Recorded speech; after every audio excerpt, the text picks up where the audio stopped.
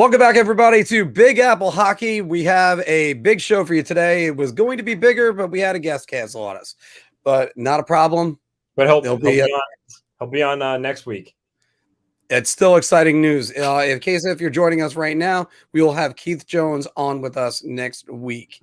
So, but of course, got to introduce the band because that's the way we're always going to do it. I'm, of course, your host, Marc Williams. I have to wait for my own nameplate. It feels a little bit awkward to do that. And I'm joined also by the one and only Mr. John Filkowski, the boys at Time Bomb. I mean, I guess I'm Big Apple Hockey's resident time bomb, if you will. It's all for the Rancid shirt. I mean, Destination unknown, Ruby Soho. Ruby Soho. And of course, the man with the connections, Mr. Anthony Laraco. Training camp's about 2 weeks away. Let's do this, boys. Hockey's almost back. Yeah, that's the real thing. The real notice about just the next couple weeks is just hockey is back. It's thank God, save us from all these other things, embarrassing moments in baseball. Yankees are in a tailspin at the moment. The Mets, I don't need to say anymore. Goodness only knows about the Jets and the Giants. So come on, hockey, please save us. I am also working on a version of We Didn't Start the Fire based on hockey season. So hopefully that'll work out. All right, but we got to start with what the league news was this week.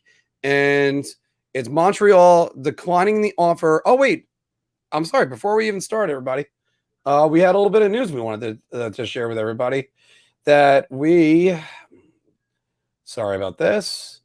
We're raffling off a hoodie today from Hattrick Apparel. If you're not familiar with them, let me just get that banner off for the moment and show you some of their stuff. This is them right over here. They got a ton of great stuff from NHL fanwear to just, if you want to look good every single day. I mean, I always want to look good every single day. So I try to. Sometimes I fail miserably. So make sure anybody that puts a comment in there is eligible for the raffle. I will catch up to all those in a little bit. Thank you, sir. All right. No problem. Well, thank you, sir. And so let's get to the league news. Jesperi Kotkaniemi. Did I get it right, John? Yes. Yes, Kotkaniemi. Kotkaniemi. The Montreal Canadiens decline his offer sheet, and then they turn around. They trade for Christian Dvorak from that. And KK is officially a Hurricane. First, what are your thoughts, each one of you guys, about this? And there's a second question I have at the end of all this for you. John, we'll start with you.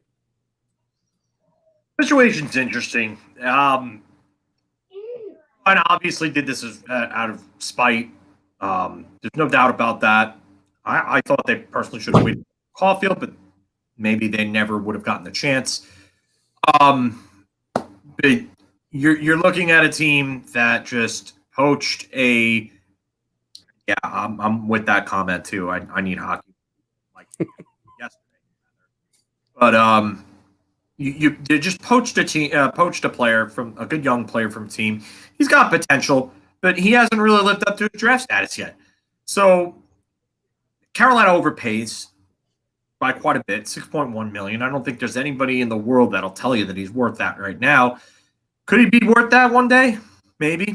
Could he put up big numbers in a top six playing on a line with fellow Finns like Sebastian Aho and Teuvo Teravainen? Yeah, he could. And then that $6.1 million, they're like, oh, well, maybe we have to qualify him. Or maybe they don't qualify him and they sign him to a lesser deal, like, I don't know, maybe somewhere between $4 to $5 million. So, yeah, it's a weird situation. It really is. Because I didn't think that this would actually happen. And here we are talking about a revenge offer sheet that was not matched, obviously. And then Montreal turns around and, in my opinion, kind of overpays for Dvorak. I like Christian Dvorak, but I wouldn't have given up any more than a second and a good prospect for Christian Dvorak. I wouldn't have given up a first-round pick, especially in this draft. So now Arizona is over here with, I think, 3 picks in the first round, and they're sitting pretty right now. Montreal, they don't have a pick or actually no, they have Carolina's pick, I believe. Or did Carolina's pick go for? Did Carolina? Whichever one is Dvorak, higher, was that's the one Montreal's? Arizona gets. Yep. Yeah. Okay, so then that's an interesting dynamic because Montreal looks like they could miss the playoffs. I mean, if everything doesn't go right for them, they could possibly miss. And Arizona is going to be a lottery team. So again, interesting dynamic there.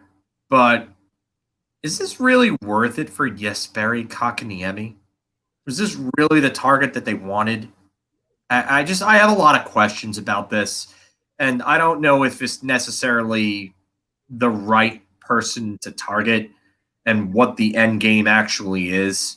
Because Montreal, you kind of, I don't know if you necessarily upgraded with Dvorak, maybe temporarily, but how high is Dvorak's ceiling? Have we seen the best of Christian Dvorak? And is there more to Jesperi Kotkaniemi? So, I mean, both players with warts. I think Montreal might be stumbling over their own feet a little bit here. By the way, before we jump to Anthony, I got to show you this. Rich was saying how he toured with Rancid. So yeah, I saw that that's before. awesome. I asked him. Yeah, he this comment here. Yeah, pretty cool. That's awesome actually. Too. With the Ramones. All right, to you, Anthony. Your thoughts on this weekend? Well, I kind of thought from the beginning, Filk said that I think everyone knew that Kotkaniemi is not worth $6.1 million. So that right there told you that there was a strong chance that Montreal wasn't going to match this offer sheet. And the last bunch of offer sheets we saw throughout the years, the team has always matched. So this one was a real possibility that they weren't, and that's what Montreal ultimately decided to do. I guess they determined that Kotkaniemi at 6.1 wasn't worth it, and they can get a more cost-effective player in Christian Dvorak with some of the assets they got from the compensation. The only thing with Kotkaniemi is he still is only 21 years old. As folks, I still think he does have a higher ceiling than he untapped potential that he could reach, and maybe playing with fellow Finns and Aho and Teravainen help him do that. But I honestly, I think it was the best move for Montreal because, like I said, it all comes down to numbers, and he wasn't worth the $6.1 million. And that now the question is though, is Montreal a strong enough team to make the playoffs this year? And in the division with Toronto and Boston and Tampa Bay and the upstart Panthers, there is no guarantee that they are going to be a playoff team. I think with or without Kotkaniemi. So ultimately, I think right move by Bergevin to not match and take the assets from the Hurricanes because let's face it, Kotkaniemi's not worth a first and a third at this point in his career. So, and I'm going to interrupt. This comment is perfect. Perfect. Yeah, I saw that on the Twitter handle. Yeah, I mean, listen, we'll probably get to that later in the bar talk segment, but it was definitely a revenge factor there. But as for the hockey side of it, I guess you got to believe the Hurricanes at face value. There were reports they were trying to trade for Kotkaniemi, so obviously they do like the player. I think they just saw this as a good opportunity to exact revenge and force the Canadiens' hand and get a player that they wanted, that the Canadiens were going to be unwilling to apparently trade him to. So overall, I guess you could say Carolina wins because they got the player they wanted, but long term, that's yet to be seen. We'll find out this year what Kotkaniemi brings to the table. But overall, though, it was good theatrics. It was good for the league. It was good banter. And it also gave us something to talk about. But, we'll see how this develops now. But like I said, I think Montreal made the right decision to not match, and the Hurricanes got the player that they ultimately wanted. So I can't help but look at this, and I've tried looking at this, trying to think to myself, is it really worth it for Carolina to sign KK to this offer sheet when – I mean, you figured Montreal could trade him for less and get back, or you could trade with Montreal to get less, down a first and a third. I kind of softened the blow. I talked to a friend of mine, huge Canadians, Hurricanes fan. I mean, that he was saying how now their center depth is unreal. They're talking about moving him to the wing, and their forward depth is incredible in Carolina. I just don't know about this deal. $6.1 million. Now, granted, starting in January, they can renegotiate and to sign him to an extension, and you don't have to pay him $6.1 million. I'm if I'm KK, I'm going, no, the hell with that. You're gonna pay me the money. I actually think this kid's gonna hold up. Did you hear the comments that he made that his development could have gone a little bit better in Montreal? Yeah, I saw that. I mean, that's a little bit. He's not wrong. Well, it's a little bit telling, and because the guy that I'm thinking about with this is Alex Galchenyuk. Is there another? Is he going to be Alex Galchenyuk 2.0, and maybe a change of scenery, work out, and that'll actually end up being. Yeah, I know. I saw that one comment too. Will change of scenery actually end up helping KK, and he's going to be with more Finnish players. Maybe that'll help, but I just don't know about this deal. So I guess, guys, that brings me to the second part. So without further ado, who won this weekend out of the three teams? John. 3? Yeah, Arizona. Arizona's in the Arizona. Yeah. Arizona.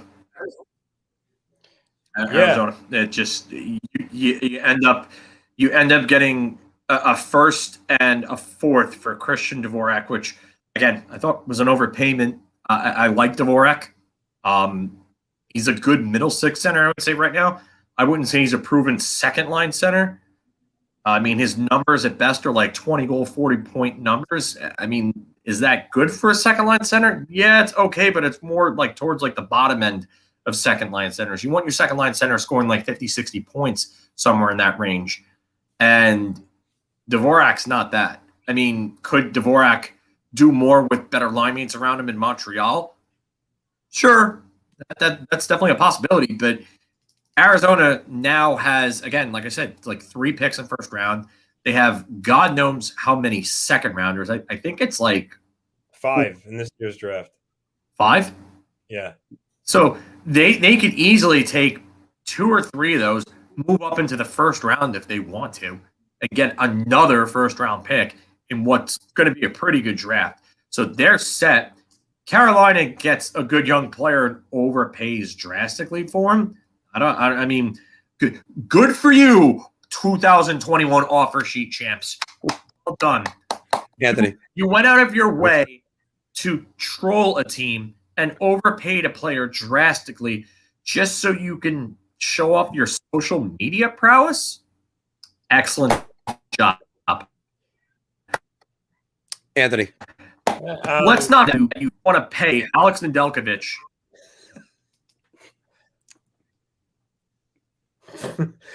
No, go ahead, Filk. You froze. That's why we thought you were done. But you wanted to pay Alex Nedeljkovic. Oh, okay. No, I didn't know that I froze. Oh, okay. I was going to say, you didn't want to pay Alex Nedeljkovic $3 million, and then you went and signed Anderson and Ranta to injury-prone and underwhelming goaltenders. I mean, and then you signed Tony DeAngelo after losing Dougie Hamilton and traded for Ethan Bear.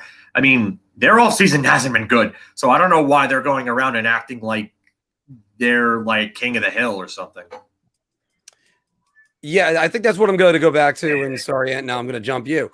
It's how do you not pay Alex Nedeljkovic $500,000 more? But you're going to overpay Jesperi Kotkaniemi that that was what they were going to do with that? No, it just doesn't compute.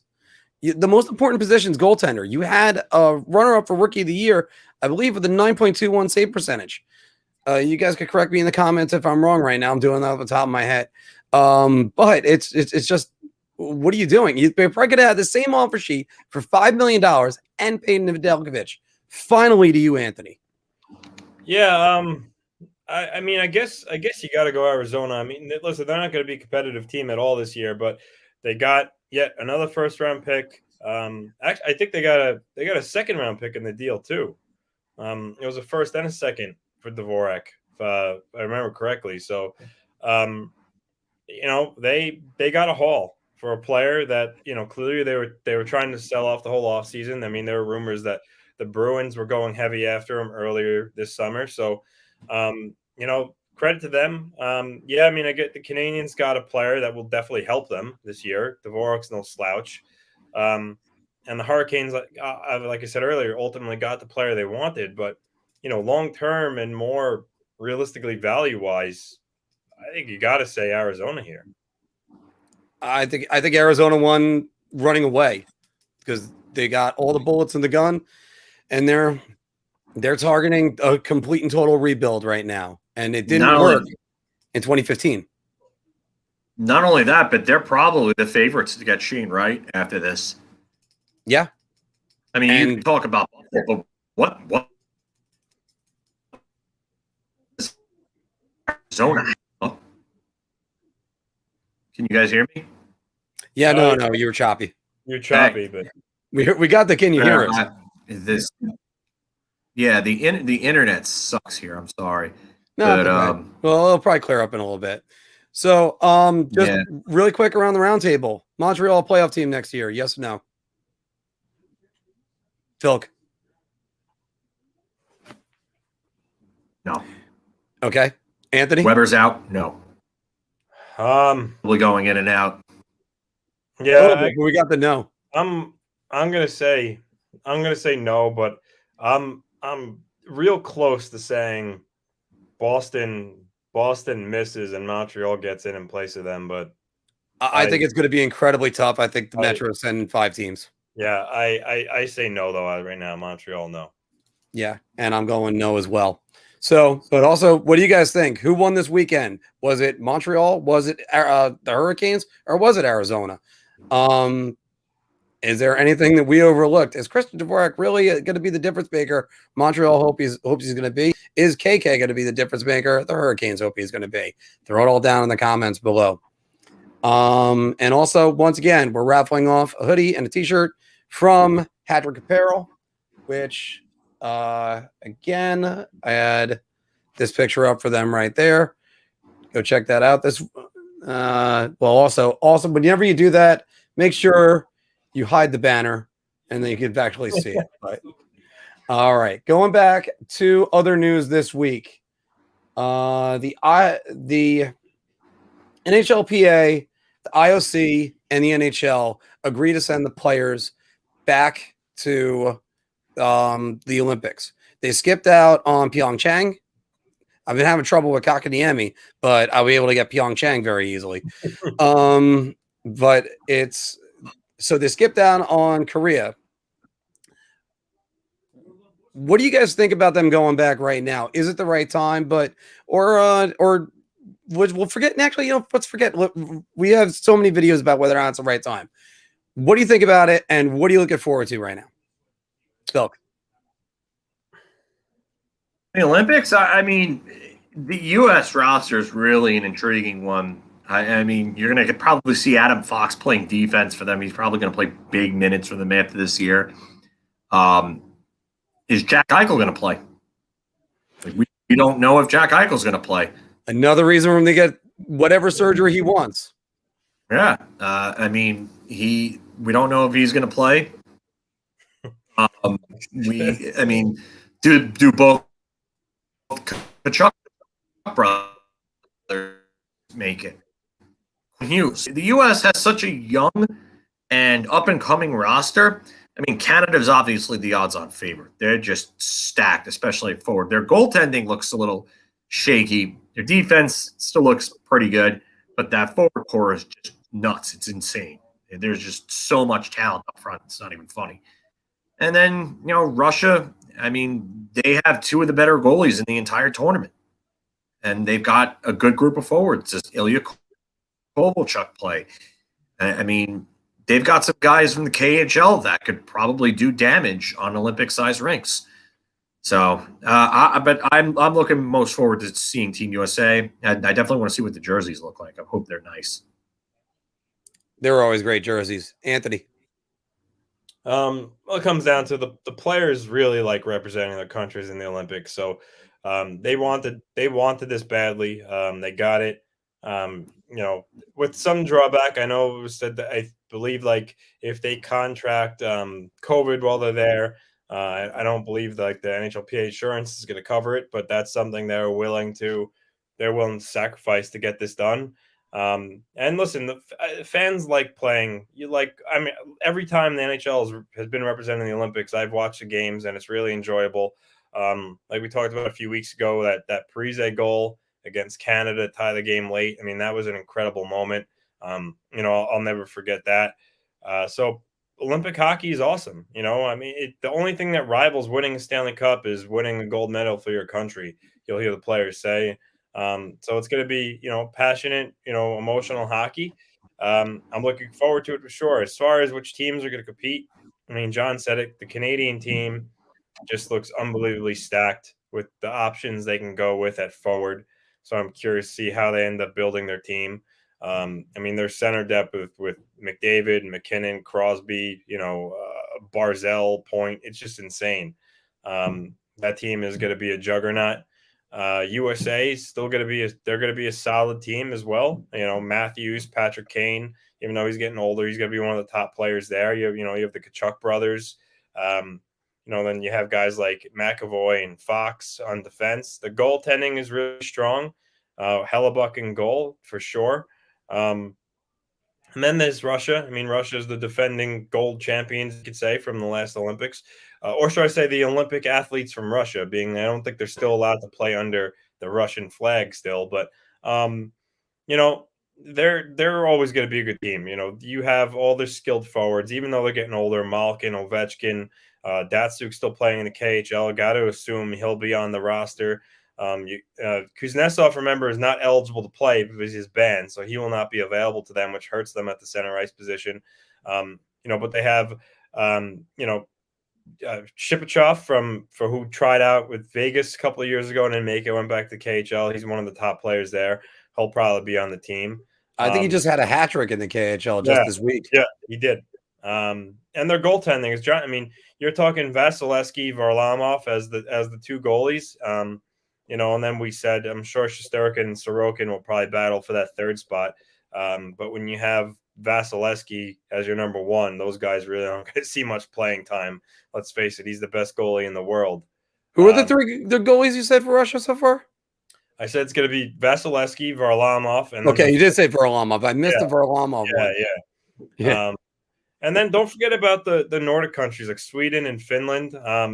They're good teams. Finland plays a stifling defensive brand of hockey. They're going to be competitive. And then Sweden, Robin Lehner will be in goal. They still got some talented players, Filip Forsberg. So I'm really interested to see. I think it's good for the game.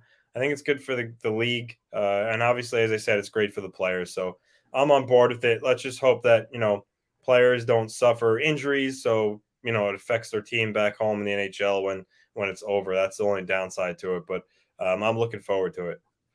And again, you know what? I had to stop myself when I started this up because about whether or not it's the right time to go or not. That's a previous video. You can check it out on one of the On the Marks. However, you know what? There is an excitement for Olympic hockey coming back, and that there were so many great moments. And what 2018 kind of felt like, it kind of felt like the last season of Scrubs, where they're like, oh, look, we got a couple cameos from older people that were in here. But really, the show isn't really the same. That's what 2018 was. Sure, you had Brian Giunta in there, and Ilya Kovalchuk was playing.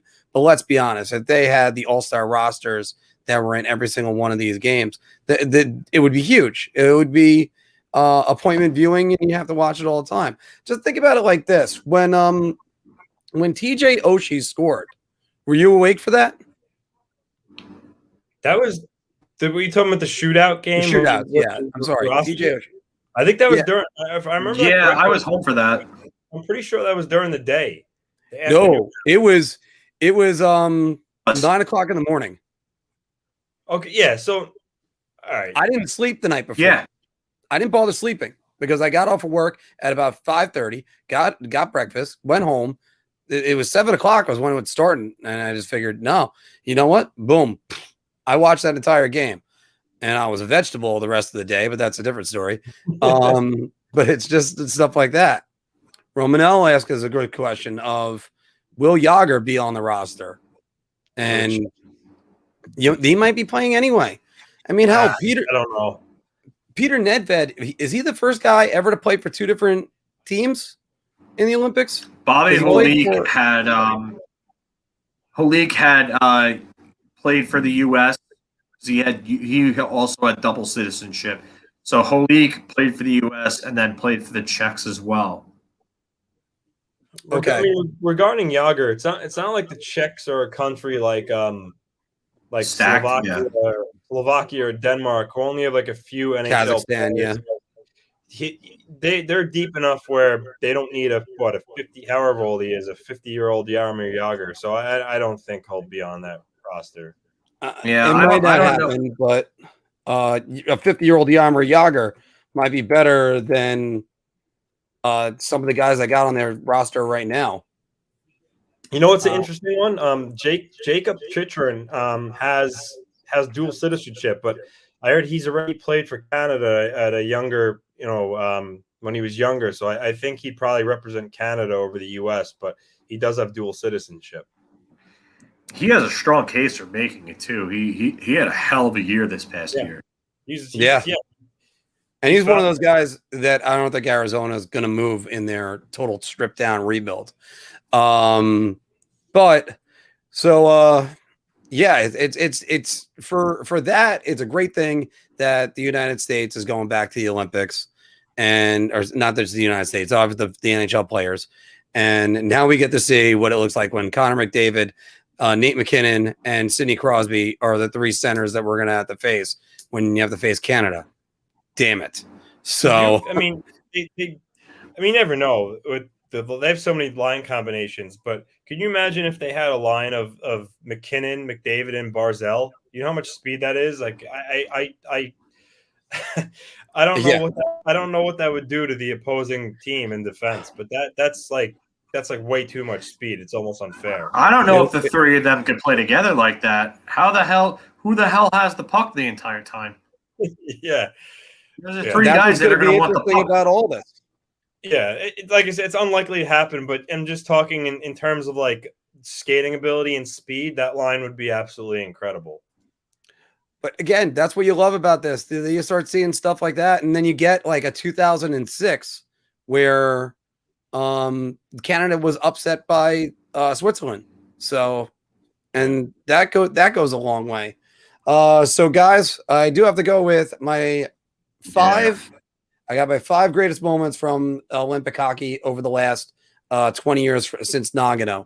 By the way, once again, we are giving away a hoodie and a sweatshirt from Hat-Trick Apparel. There you go, right there. There's some of them. And check them out. Hat-Trick, there's a dash and then apparel. But, all right. So, coming in number 5, rookie goaltender in 2006 is an outstanding player of the tournament and wins the gold medal. Henrik Lundqvist, bringing home the gold for Sweden. We mentioned this one a minute ago, but it's very true, and I love this picture too that I found for it. TJ Oshie in Sochi. Yep. Sochi, Broshi, Oshie. Yeah, and again, it just they kept going back to him. It looked like the United States was going to lose at least twice, and facing not necessarily elimination, and he put 2 in the net. It was literally the Taves Mueller shootout from the 2007 World Juniors 7 years later in the Olympics. But the difference was with that, it was just Oshie. They went Kovalchuk and Datsuk, I believe. Yeah. Yeah, and then they started going to just Kovalchuk. Yeah. Yeah, that is true too. Well, Number 3, got to go with the upset of all upsets since 1998. The Belarus team beating the number 1 seed Sweden. God, it was Tommy unbelievable. Salo. And you could still, if you watch that game, I think it was a 2:30 in the afternoon game. You could still see Tommy Salo jump up, having the puck hit his shoulder, fly over his head, and roll on the net. That was, and I believe, correct me if I'm wrong, boys. Ruslan Saleh. Yeah, he was the only one on there. Ruslan Saleh of the Anaheim. Oh, sorry, they were still the Mighty Ducks of Anaheim at that point. Coming in number 2, got to go to the Nagano Olympics. He had the goal. We are Dominik Hasek stoned Canada. They won in shootout, and the only goal in the shootout was scored by Filk. Wasn't that Peter Nedved? Robert Reichel. Oh, right. Oh, that's right. Robert Reichel, who was using a Hespler hockey stick while Wayne Gretzky was on the other on the bench. And that was Wayne Gretzky's hockey stick company. This one is an honorable mention to me because this Olympics, the 2002 Olympics, to me was the pillar of the Olympics. Way there, the United States versus Canada. There were so many Hall of Famers on the ice. So many guys that scored 1,000 points in the league, and it's the one time I could point to in any of this. Canada was the underdog, and the United States was the ones rolling through people.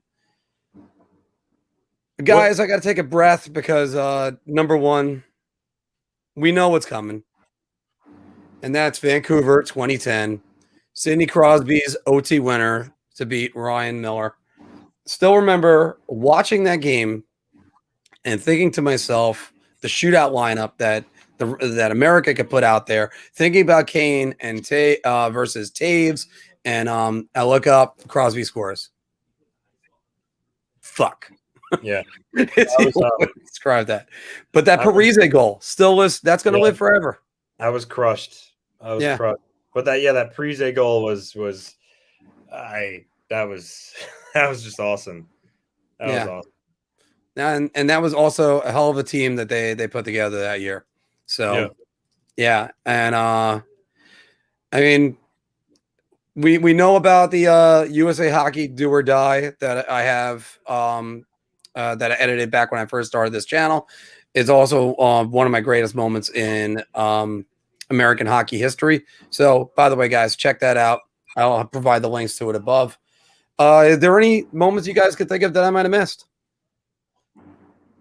I mean, me personally, or any of them. But the Team USA trashing the room. That's not one of the best moments. No, that's not a moment. Yeah. I mean, Tkachuk's, but without that outburst from Tkachuk, and maybe they don't trash the dressing room, they don't perform as well in 2002. And they were motivated to not only save face, but to get their reputation back. And the only thing I wish I could go back in time, go into an alternate reality where Brett Hull elevates that puck, and then the game is tied, and and that Mario Lemieux play where the pass through the legs, and I think Iginla scored the goal. It was either Iginla or Correa. Forgot because that was the line. It was Lemieux, Iginla, and Correa. Yeah, and they did not start off well in Salt Lake. Guys were getting torched left and right. Yep. But again, what do you guys think? There any other great Olympic moments you could think of? Throw it down in the comments below. And also, don't forget to like, share, and subscribe. All right. We are mowing through some of these. And like I said, once again, giving away the hoodie from Hat-Trick Apparel. Like I said before, let me just throw them up there again. There's a lot of good stuff that's on there, not just hockey stuff. But you know what? Some of the hockey stuff, this is awesome. So, all right. And we're not officially sponsored by anybody yet because we're not monetized, but still, you know what I mean. Okay. Yeah, all right. Let's just go to the bar talk segment. So let's just get these banners off. And because we got a lot for you guys right there. I'm going to take a shot on this one. I'm going to say beer. I'm buying everybody around on this. Oh my God.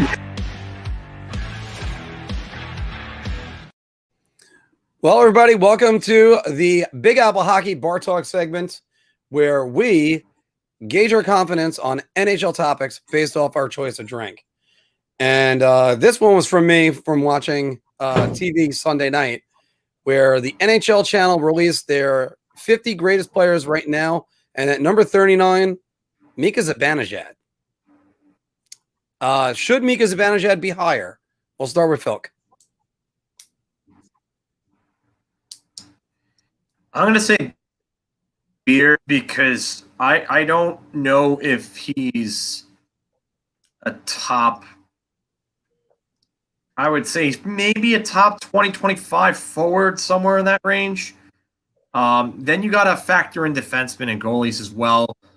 I would have him a little higher than this, but not a ton. I don't know if I would have him. If we're talking all overall players, I don't know if I would have him higher than, I would say, maybe 30. So I'm going to go with beer. Okay. Anthony. I think beer. I don't put much stock into the rankings. I mean, Fleury, like Marc-Andre Fleury was a couple spots ahead of him. So it's players from all different positions, and you can't really compare position like goalie and forward like that. So to me, those rankings don't really mean anything. And like John said, he's a good player, but I mean, he's not like the elite amongst the whole league. So I mean, yeah, could he have been like 33rd or sure? But you're talking like inconsequential when you're talking about a few spots. So yeah, beer for me. But overall, I think these lists are kind of eh. We're going to make it a clean sweep. I softened my stance on Sunday when I saw this. First, I went, you got to be kidding me. And then kind of thought about it and went, I don't know. Like, I mean, Matt Barzal's 42. So you'd figure he'd be a little bit higher, too. I mean, Jake Gensel was in like 41, I think. Some of these like that. I think those two are around right, I would say.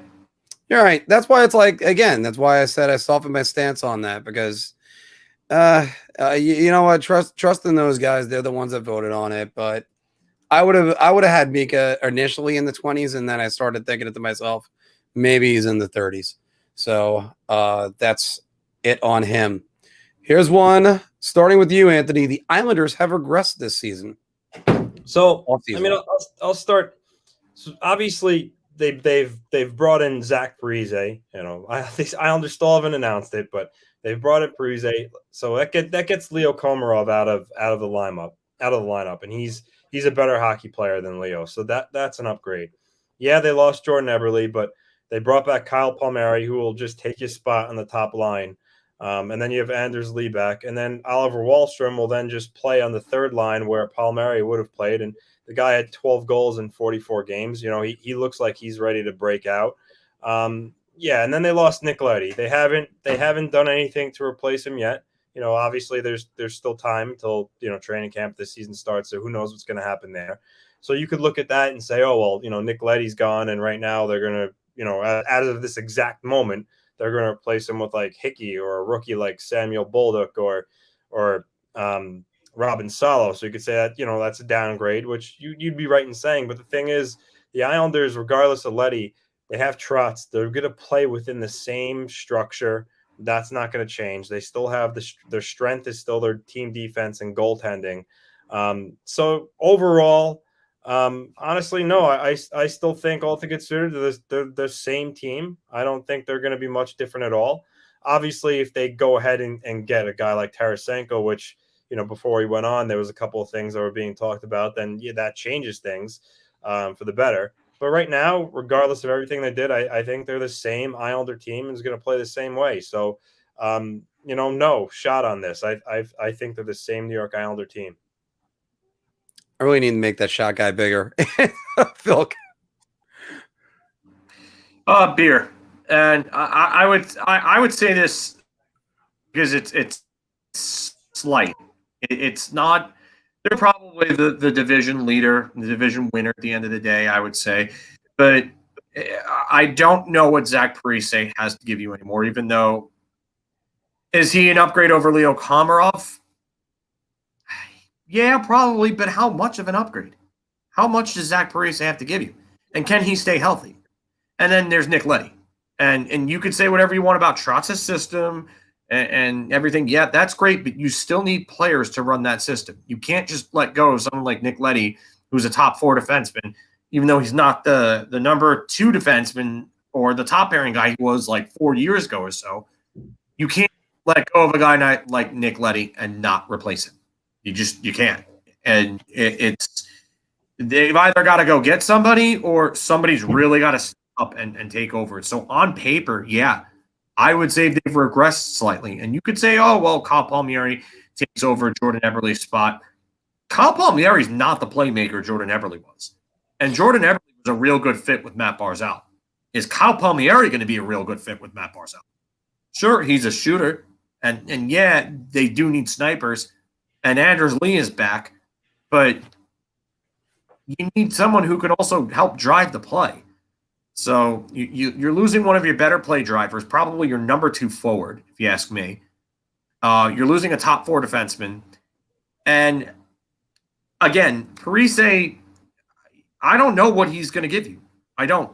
I to act like he's a sure thing and he's like a clear cut upgrade over Komarov, I don't know at this point because I don't know if he's going to stay healthy. Do I think he's skill-wise an upgrade? Yeah.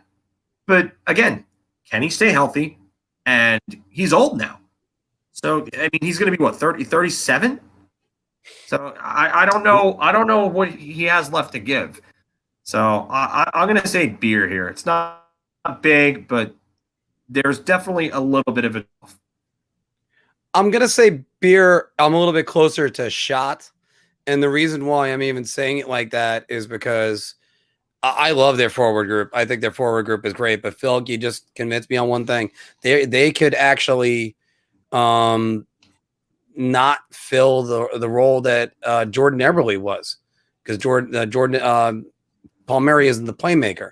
Maybe Parise slides in he could be on any one of those lines and at least be productive.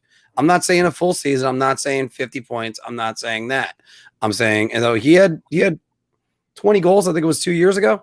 25 a year ago. So it's not out of the realm of possibilities, but you're putting all this on a 38-year-old guys from the 2003 draft who was still yeah, but he was also one of the older. Still got nothing out of his Ranger fans. So, which by the way, check out our what if on the Rangers drafted Ryan Getzlaf instead of Hugh Jessamine, inspired by the Marvel What If series. So, yeah, I'm just saying to beer with it. I think the Islanders might have regressed a little bit, but there's still 2 more weeks, and we'll see who they got on PTOs to fill that 5th spot or the 6th spot. That, you know what I mean, the right date. Okay, guys, here's the one you guys have been waiting for a little bit. Don Liddell is lying when he says the KK offer sheet was not about revenge. Going with you, Anthony. You first. Shot. Again, I know that he's tried to trade for Kotkaniemi before the offer sheet, and I know he doesn't necessarily control the social media team. That there's a separate department, but everything they did there, just like the trolling and it's just. So you mean round, not shot? Sorry, yes, round. Sorry. Come on, it's blatantly obvious with everything they've done. It was definitely a revenge. Yeah, they like the player, but this was revenge, cold served on a cold dish there. I don't have to go over everything that, like I said, the social media team did. There was a slew of them, of things they did, and it was funny. And I think the sport needs more of it, but it's around here. Okay, Phil, I'll just put it right up for you. There you go. I mean, what else is there really to say? Again, like Anthony said, the social media team is not controlled by Waddell, but like everything that they did, and the fact that it was Jesperi Kotkaniemi, and the fact that it's an offer sheet, and the fact that they went and overpaid him drastically for 1 year on the offer sheet really goes to show you that although they may have had interest in Kotkaniemi, apparently they didn't have enough interest to the point where they couldn't even offer him a long-term offer sheet. Like 1 year? Obviously, you're not sure about the player if you're only doing it for 1 year. So, yeah, that one's kind of got me too. I am gonna go beer though. I believe it 100%. The social media team he doesn't control. If you're doing it for revenge, I mean, part of it is like that Simpsons thing where it's why do you want to be a big brother? Don't say revenge. Don't say revenge. Revenge. And then she checked it off that was actually one of the options. But this is if you're going if you're going to blow up your salary cap, risk a first and a third on a player that, I mean, who knows? He might work out. He might not. But if it's just solely out of spite, that's not going to work. That's not going to be in there. It's sort of like trying to return an item for spite, like they did on Seinfeld. They said, nope, you can't return it. Not out of spite. But talking about the Coyotes before, who were in this weekend, the Coyotes should be targeting Shane Wright. I will just throw mine up there. I'm buying everybody on this one because Shane Wright. Oh, wait a minute. Did you mean to put they are targeting or no? Should be targeting, right? I would say are targeting would be the because I mean this is everybody should be buying around on this. This is we're probably going to be, but I posed it as the Coyotes are tanking for Shane Wright. Yeah, that's what I was about to say. Right, but exactly, it was to gauge the. All right, hold on. This is why it's good whenever we have pre-production meetings, so we don't have to do this while we're on the air. Are tanking for Shane Wright. Though, to be honest with you, I thought I had his first name wrong when you had that reaction. No, it's all right. So the Coyotes are tanking for Shane Wright. There we go, and I'm buying everybody around on this one because they have to. When you're in a total teardown, you should be trying to get the number 1 overall pick. The Rangers got that when they got Kakko. They got lucky when they got Lafreniere.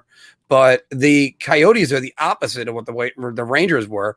The Coyotes were unlucky when they were trying to get McDavid.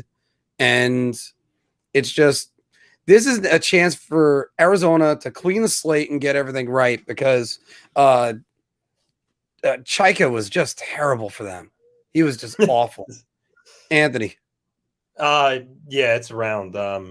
You know, they gave away Connor Garland and OEL for guys like Antoine Roussel and Louis Eriksson. I mean, it's those 2 of the best players they traded. Now Dvorak's gone. There were rumors that Phil Kessel was possibly, going to be traded, and I would think at some point in the season, if he's not traded beforehand, he'll be gone. Yeah. Their team is just bare bones right now. They took on Andrew Ladd for crying out loud. I mean, and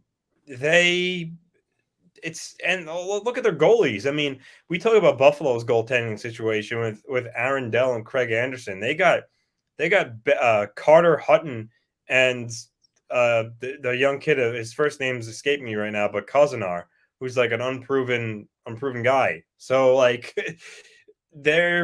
they're definitely going to be competing with Buffalo for Shane right here. And I mean, rightfully so. I mean, their arena situation's up in the air. They're trying to secure a new arena in Tempe.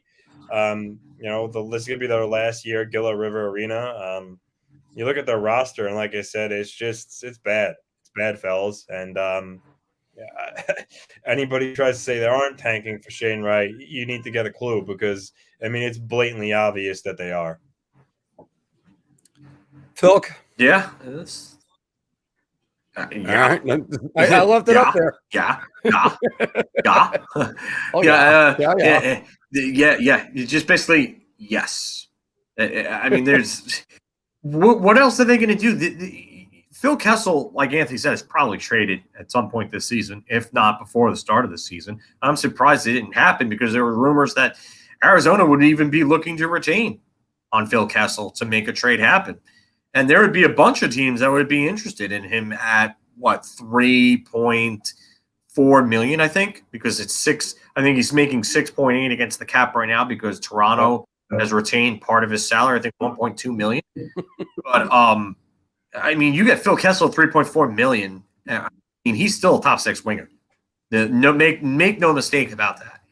And then they retained on OEL. They didn't just give away him and Garland. They friggin' retained on OEL. Like, how much more clear can you make this than saying, oh, hey, we're going to suck. Not only we're going to suck for Shane Wright, but while you're at it, why don't you just give us Connor Bedard or Matvei Mechkov next year? Well, they're trying to make sure that they get him. Because that's literally what they're yeah. On their roster, they only have 3 forwards who have more than 1 year left on their contract of term. Clayton Keller, Andrew Ladd, and Nick Schmaltz. Literally every single other forward on their roster. Ladd's not even going to play. Only has 1 year left. So their roster after this year is going to be empty. Well, I mean, they have to reset almost everything in that organization. They went to Glendale. They shouldn't have gone there. If they were in Scottsdale, so much better for their franchise. And you've been closer to Marc. Yeah. There you go. I mean, gonna get there eventually. Still a few years. Still years away. I got family. I got family in Arizona. That's the sad part. That's the sad part. They had 3 forwards that are on like under after this upcoming season, and one of them isn't even going to play. That's ridiculous. But you know what else is kind of sad about it is this was a team that was nearly a playoff team. Did you guys hear all that or no? We got what was the important parts. Yeah. This was a team that was nearly a playoff team the last 2 years. Darcy Kemper was keeping them in for everything, and now they got I believe they got did they have Colorado's first? I forgot about that, but they got a slew of first round picks and second round picks. They can rebuild this pretty quickly. They just got to make the right decisions. The Coyotes have not been making the right decisions for years, and you know sometimes that's what happens when you hire a 29-year-old GM. Just guys in diapers. Guys, this is finally the year. Ended up just doing the wrong things. Oh, just completely. All of it was wrong. This is finally the year the Pittsburgh Penguins and the Washington Capitals fall off. Anthony, to you. You guys remember Arthur Staple laughed with us about this last week when he talked about the Penguins and the Capitals. It seems like a lot of people have been predicting it for years. I mean, I mentioned that this past year I predicted both of them to miss the playoffs and the Rangers and the Flyers to make it, and I was horribly wrong there.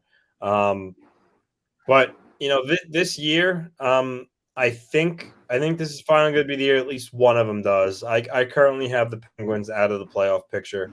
More on that in a little bit. Tristan Jarry is just not. I mean, listen, I'll give him his due. He was okay during the regular season last year. He just collapsed in the playoffs, but he's not. I don't think he's particularly a good starting, reliable goaltender.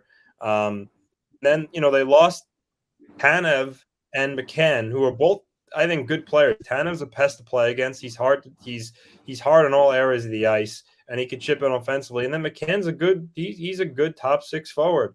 And they lost those 2 guys, and they replaced him with Brock McGinn and Danton Heinen. I mean, Danton Heinen hasn't looked good since his first year with Boston, and Brock McGinn, he's what he is. He's a solid bottom 6 player, but I think anyone with a brain would take Tanev and McCann over those 2 any day of the week, and those are the only moves they made. I mean, they just signed Boyle and Bartowski to PTOs, but I mean, those really aren't anything significant. And then, you could rest your laurels on that they still have Crosby and Malkin, and they'll propel you, which is true to an extent. And, Gensel's a good player. Letang had a good year. But I don't know. In this division that's so tough, maybe I'm eating crow again. I don't see it with them. As far as the Capitals go, their team's still pretty much intact, minus Brendan Dillon, who went to Winnipeg. But Ovechkin's still Ovechkin. Backstrom is still playing at a high level. Oshie's still a very good player. They got Anthony Mantha from the Red Wings, who I thought fits the Capitals game pretty well. They needed to be heavier. Samsonov looked okay. Vanacek looked okay. I think that goaltending is much better than Pittsburgh's. So I'll give the Capitals another year. I don't think they'll drop with the Penguins, but I will say I'm pretty confident that this is the year where I get it right on the Penguins. Phil. So to cap, I can't say round because I still say the Capitals are going to be a good team. So I guess I'll go beer there. Good, because I actually thought it was round, but then I remembered it's an and that's in there. Filk. I'm gonna go beer. I'm really not,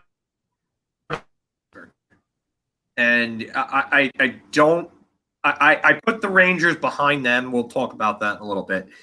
But the thing with Pittsburgh is that their bottom six depth is now non-existent after losing guys like Tanev and McCann.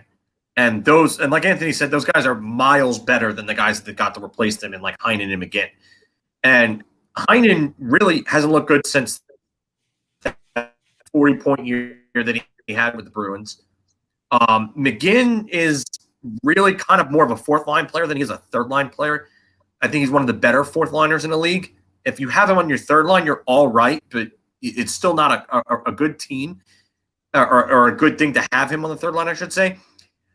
But the big things in Pittsburgh are I would say the X factors is Jeff Carter going to play like he played down the stretch and in the playoffs for them? Because if Carter plays like that, then that team's a lot better. I don't know if he can do that without guys like McCann and being there. Because that was a big part of that line. I just don't know if he can really do that at this point. I don't know if he can carry a line on his own. Because look at the depth on that team otherwise. You have Sam Lafferty. He really anything to write home about? No. Nope. Evan Rodriguez? No. I mean, Zach Aston Reese is a physical presence. Decent fourth liner. Again, nothing special. Jesperi Kotkaniemi, to me, he's gotta take a big step forward offensively for this team to be a player. That's another one that really sticks out to me. And their defense, it's the same defense. I mean, it's an underrated group. They get the job done. They've got two puck movers in Letang and Marino. Dumoulin's a solid two-way guy, number two guy. I mean, Matheson, I think, is kind of garbage. So, I mean, if he has another bad year, that could really hurt them. But again, does Jari play like he played in the playoffs, or does he play like he played in the regular season? Because if he played like he played in the playoffs, forget about it. That team's going nowhere fast. Washington only lost Brendan Dillon. Otherwise, it's the same team. And the big X factor in Washington is Samsonov. Does Samsonov take a step forward this year? Or does he just kind of plateau, and he's like a bottom of the pack type starter where he's good enough to be a starter, but he's not really good enough to win you anything. So I think the firepower on that team is still good enough to make them a playoff team. Their defense is still decent, even though you're going to ask more now of Nick Jensen. Michael Kempney's going to have to play the way that he played in 2018 when they got him. And I don't know if he's really got that in him anymore. And then Justin Schultz. Does Justin Schultz give you another real solid offensive season, moving the puck and on the power play? So Washington's, they're still going to make the playoffs. Pittsburgh, I'm really not sure on. So I'm saying beer here. And unfortunately, because of the word "and" in this sentence, I am going to have to say beer as well. The reason why is because I think one of them could fall off. I don't think both can. Crosby hasn't missed the playoffs since 2005, and Washington Sorry, 2000 the 2005 2006 season. Yeah. Everybody missed the playoffs in 2005. So so that's for one. I'm not in love with Pittsburgh's defense at all. Malkin is going to be out with knee surgery through training camp, possibly into the regular season. Jeff Carter, I think he had his legs after that trade, so he felt good. He was like, hey, he felt a little bit young, a little bit of jump. But there's a lot of questions I have with just the Pittsburgh Penguins. Also, by the way, Tristan Jarry, Jocelyn Thibault, just all you got to do is shoot on his glove. You can't even get it. The Islanders figured that one out pretty quickly. And Casey DeSmith, a full season with them, they might be okay. Going to the Capitals, you can call them Capit old. They have, I think it's 9 players on their roster over the age of 30. So eventually Father Time catches up, and especially when you play a bruising style. So I'm not – it's so hard to completely just write one of these teams off, but one of them is definitely going down. The Metro, I think, is the toughest division in hockey, and it's not going to be an easy division for either one of those teams. I'll say it's the Penguins, the ones that go down, because they got, I think, a few more question marks, and there's still an injury or two away from just completely missing it. Yeah, I don't like that. Hard to bet. It's just so hard to bet against Sidney Crosby. That's part of the problem. Speaking of teams that could miss the playoffs, I had this one. The Toronto Maple Leafs are going to make the playoffs. Are going to miss the playoffs. Guys, I'm buying everybody around on this. I don't think Toronto's making it this year.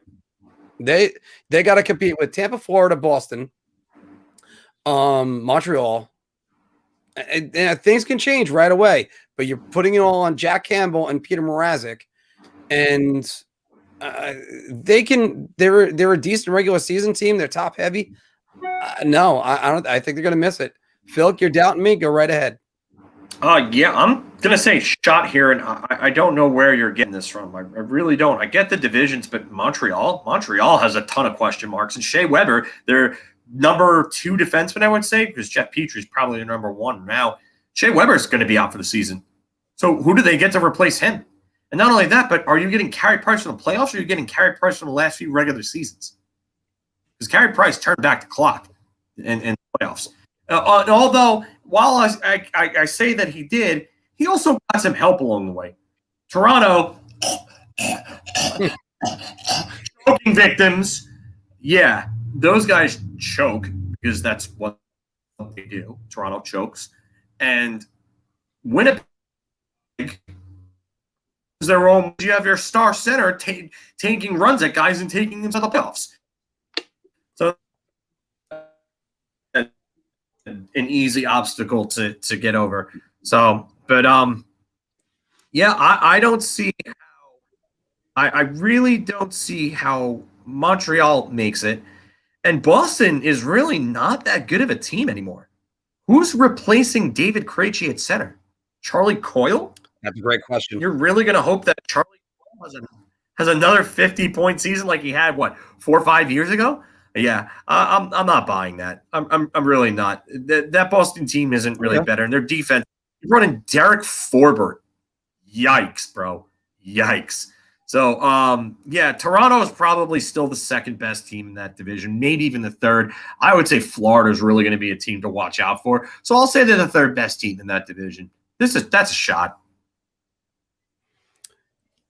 Anthony?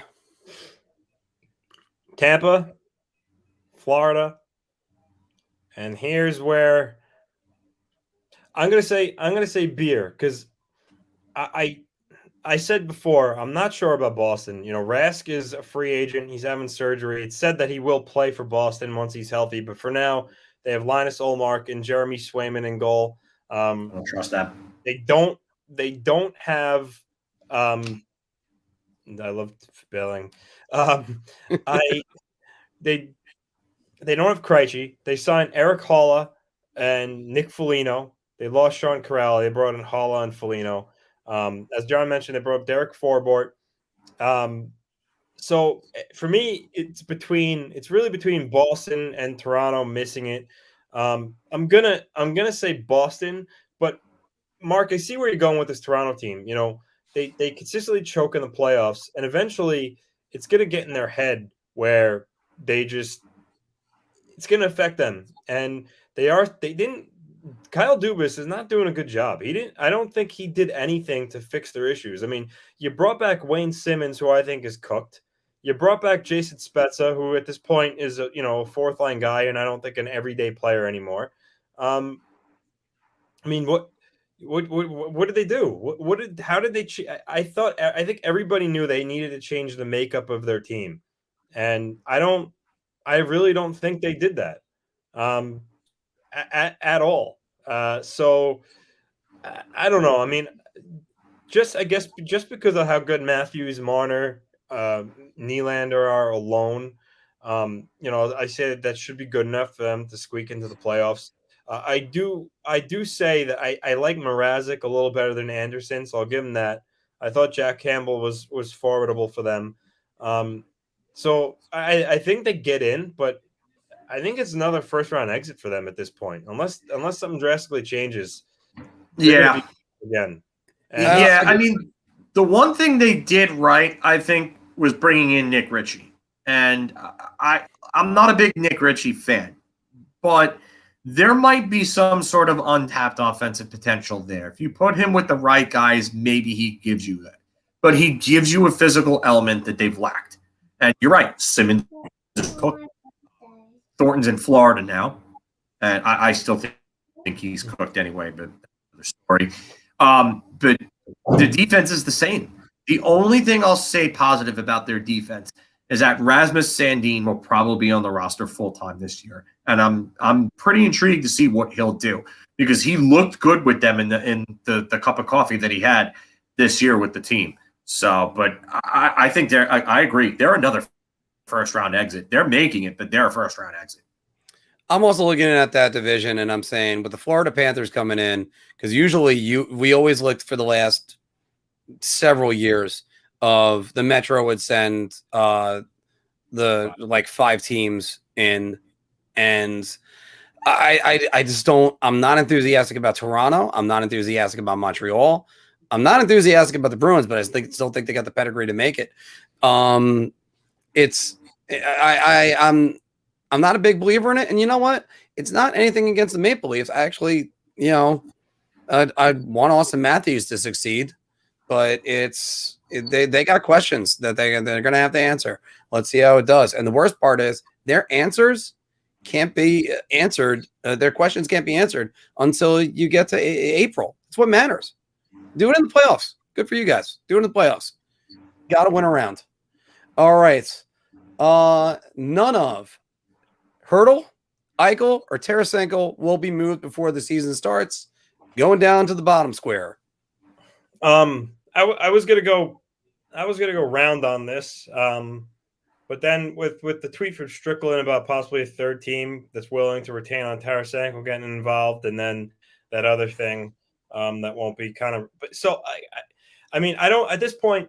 I don't think Eichel is going to be moved just because he still hasn't had any sort of medical procedure. Adams still hasn't seemed to budge off of his stance on what he's asking for. And then teams not really being that enthusiastic about giving up a lot of assets for Eichel, not having them until, a couple of months into the season. I think that's going to really hold things back there. Hertl, Hertl is his name's out there now. He said that he was unhappy how they handled the Kane situation. But then I read the other day that he said that, he's going to start the season in San Jose and see how things progress in terms of, deciding on which way he wants to go with really pushing forward with wanting to be moved or being amicable with staying. And then there's obviously Tarasenko. So, yeah, I'm not going to be surprised at all when all of them start their season in training camp. But if I had to pick one that I think would be traded beforehand, it would be Tarasenko. But even then, I'm kind of like, 60-40 on with him being there by the time camp starts. which is crazy to think. Because if you would have asked me this question, maybe not so much with Hurdle, but if you would have asked me this question before free agency and before the draft, I would have said you guys are, out of your mind. But things have changed, and here we are. So that's just a reality situation. So beer with Tarasenko possibly being the guy that has a shot of being dealt beforehand. Thanks, Anthony, because I was getting an itchy trigger finger waiting for it. Filk. Round.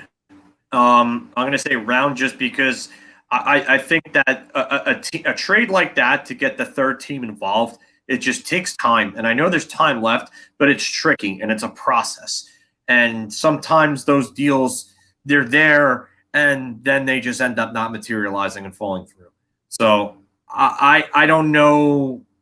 You could say Arizona would be the team that would help facilitate cap in some sort of way. I just don't think Tarasenko is being moved. I think that Armstrong is probably going to hold on to him. Probably going to want to see how he is. And if he's playing well, then he's going to hope to move on. And that's been what I've been saying for a bit now.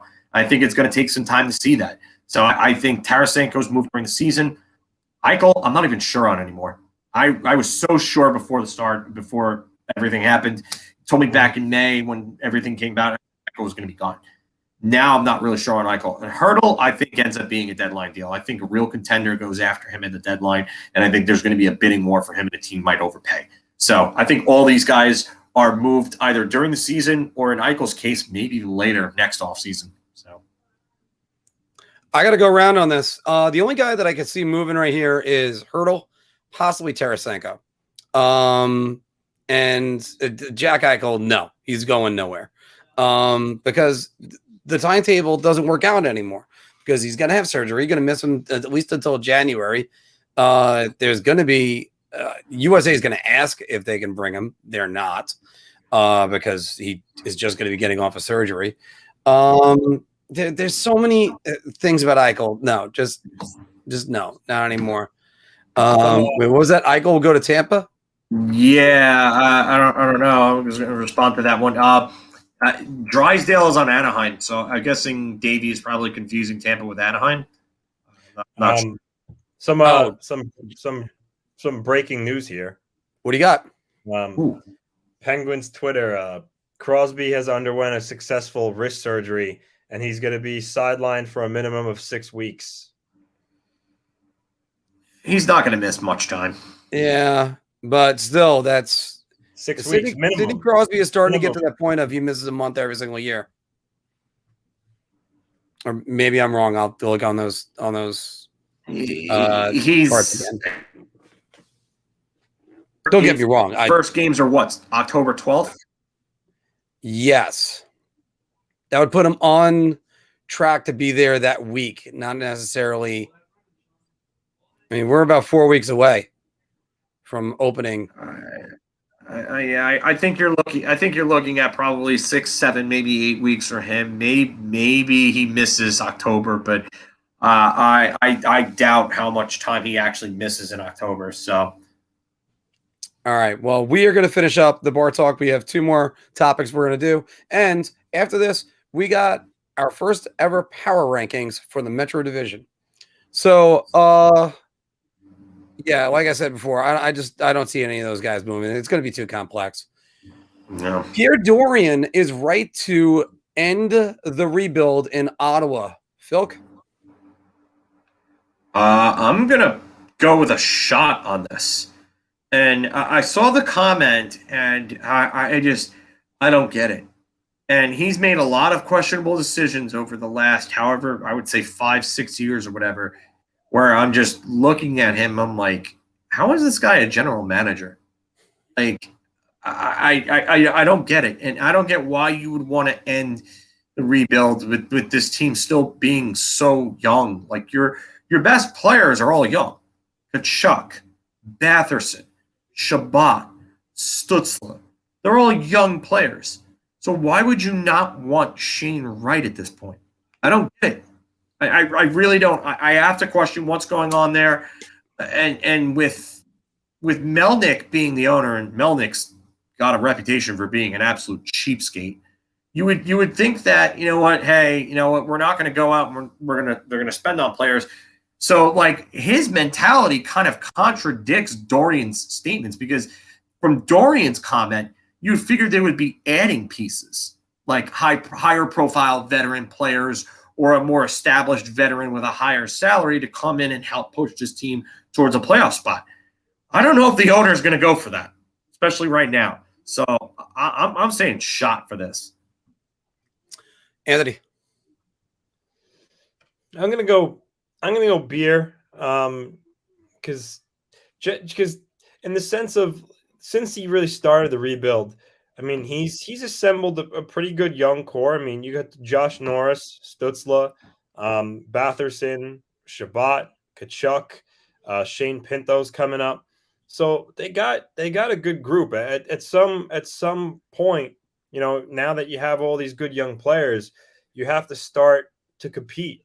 So I think when he says it's time to end the rebuild, I think he's saying that, you know, the Senators, they want to try to compete now. And I get it, because they do have a lot of young talent. I mean, yeah, sure, they could use Shane Wright.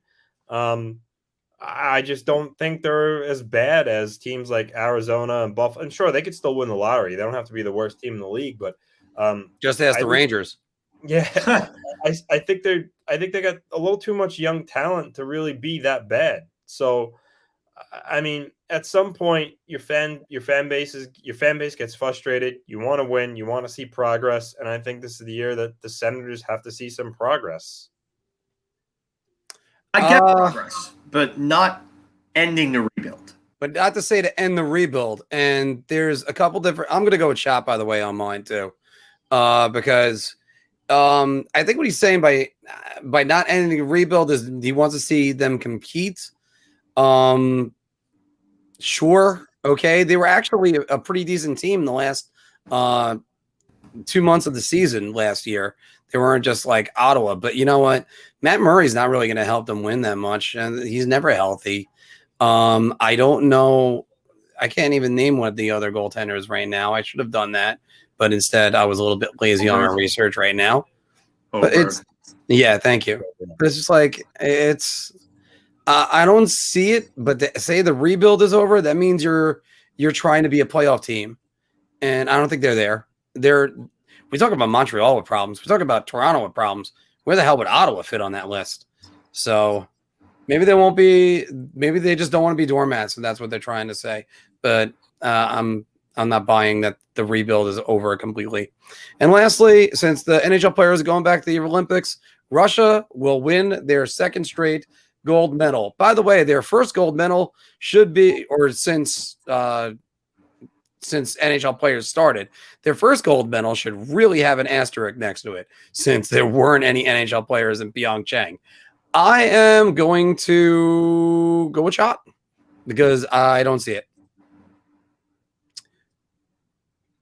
Anthony.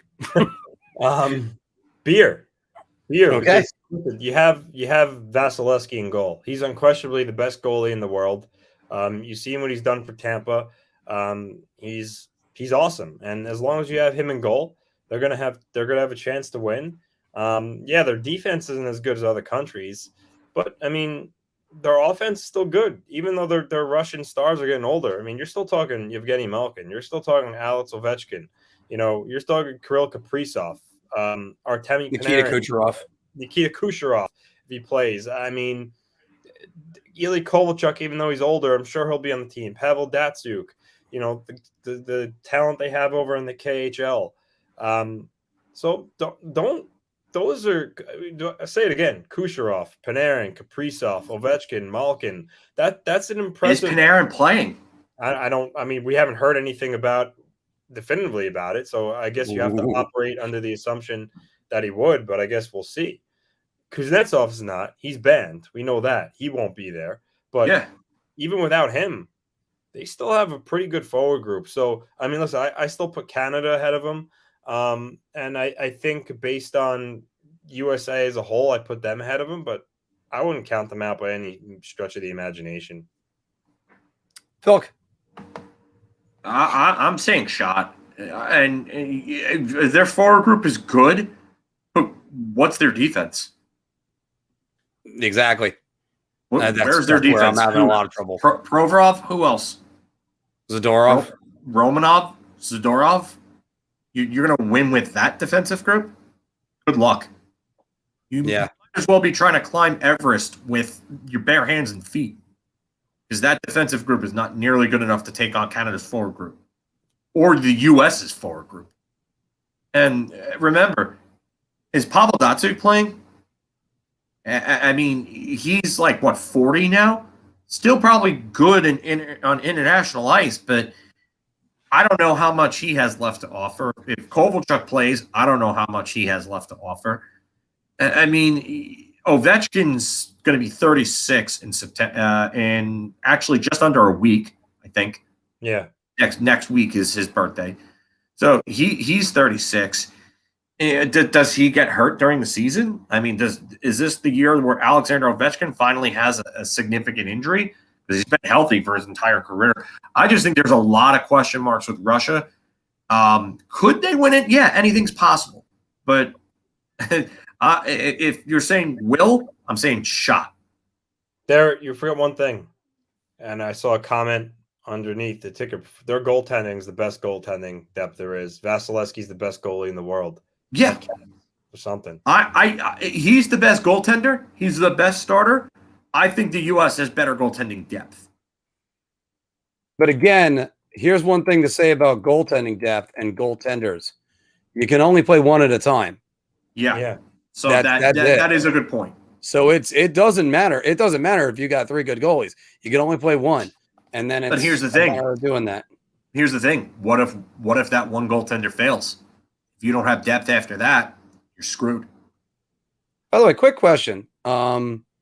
Bobby Ganesh brought this in. Well, first up, by the way, generational talent, is that better than franchise player? Yeah. Okay. Yeah. So, yes. Terminology. Here, so McDavid is a generational. Okay.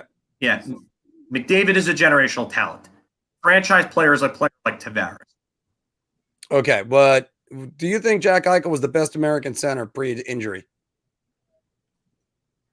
Tim or Matthews, right? Close. I might have to give the edge to Matthews just because of what he did this year. But if you would have asked me during the 1920 season, I would have said it's neck and neck, because Eichel was scoring at a 94-point pace on a dumpster fire team in 2020 in Buffalo. So Matthews has got guys like Marner, Nylander, Morgan Riley, while Eichel had the corpse of Jeff Skinner, Victor Olofsson, Sam Reinhart, and Rasmus Dahlin. We love to go to the corpse of someone joke. Well, that's basically what Skinner is right now. Anthony, Eichel or Matthews, which one would you choose as the best American center? I think I gotta go Matthews, but it is close. Yeah. And well, right now it's a lot easier when one of them can't even get on the ice. All right, guys. So we had a very long bar talk segment, but once again, we're raffling off a hoodie and a t-shirt from Hattrick Apparel. There they are right there. There's some of the shirts. Love that Mika's shirt. So can't wait to get mine out of that. So put it all in the comments. I'll be keeping track of everybody. That's why I'm a little bit in space while I'll get lost for a minute. But do you guys think the Islanders regressed? Is Mika better than the 39th player in the league? Should the Coyotes be targeting Shane Wright? I mean, is Pittsburgh and Washington finally going to fall off? Or are the Toronto Maple Leafs going to miss the playoffs? Throw it all in the comments below. All right. So we are actually doing our first ever power rankings. And as usual, somebody with too much time on their hands has got to make an intro. More power. You underestimate my power.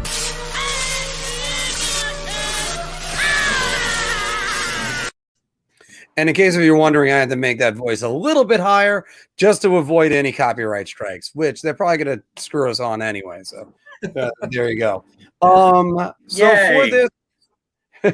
So for this, each one of us have our rankings for the best team in the Metropolitan Division. And we're going to compare notes at the end, but we got our own Mr. John Volkowski to start us off with number 8. Well, with number 8, I had the Blue Jackets. I just think that there's a lot of questions with this team.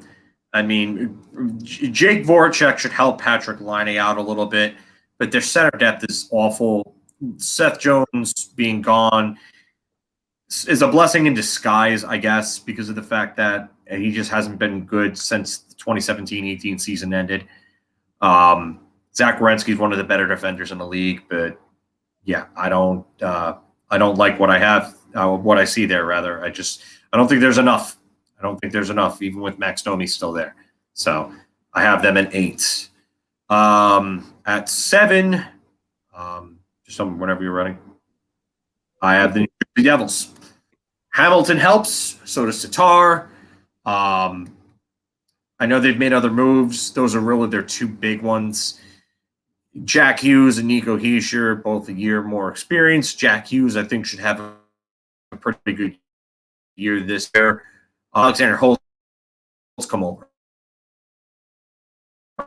Absolutely helped them because they've needed goal scorers. I think they're a little better this year than they were last year. I think they'll be in games, but I just don't think they have the firepower to really win them all. So that's who I have at 7. Number 6, I have everybody's favorite city of brotherly, quote-unquote, love, the Philadelphia Flyers. And Carter Hart, I don't know much he's back. Their defense it just looks bad on paper. They brought in Keith Yandel, who was misused by AV in New York. I don't get why they did that. I'm surprised he even agreed to it, but I'm guessing they're the team that was going to give him the money. They traded a first-round pick for Rasmus Ristolainen, who's an absolute dumpster fire in his own zone. I don't know if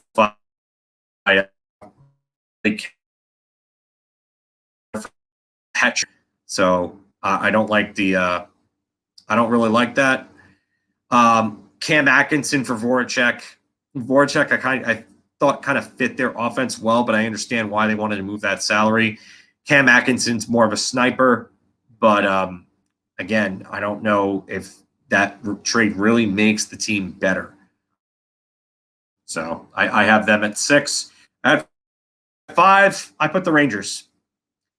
And I put the Rangers at 5 because I just think they're, again, question marks. Can the 3 young kids replace Pavel Buchnevich's offense? Is Chris Kreider going to be on the third line? Is Filipino going to take another step forward? I mean, I want to call him Quadzilla from now on because I saw his quads the other day in a picture, and they looked tremendous. They looked like he was channeling his inner Marty St. Louis there, which is a good thing.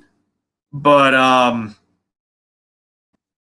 answer, the bottom 6 is better. If Fox has another year like he had last year or is better, that's going to go a long way. Keandre Miller, I don't think will hit a rookie wall. And I think if Jacob Trouba and Ryan Lindgren both stay healthy, I think this team can definitely make the playoffs.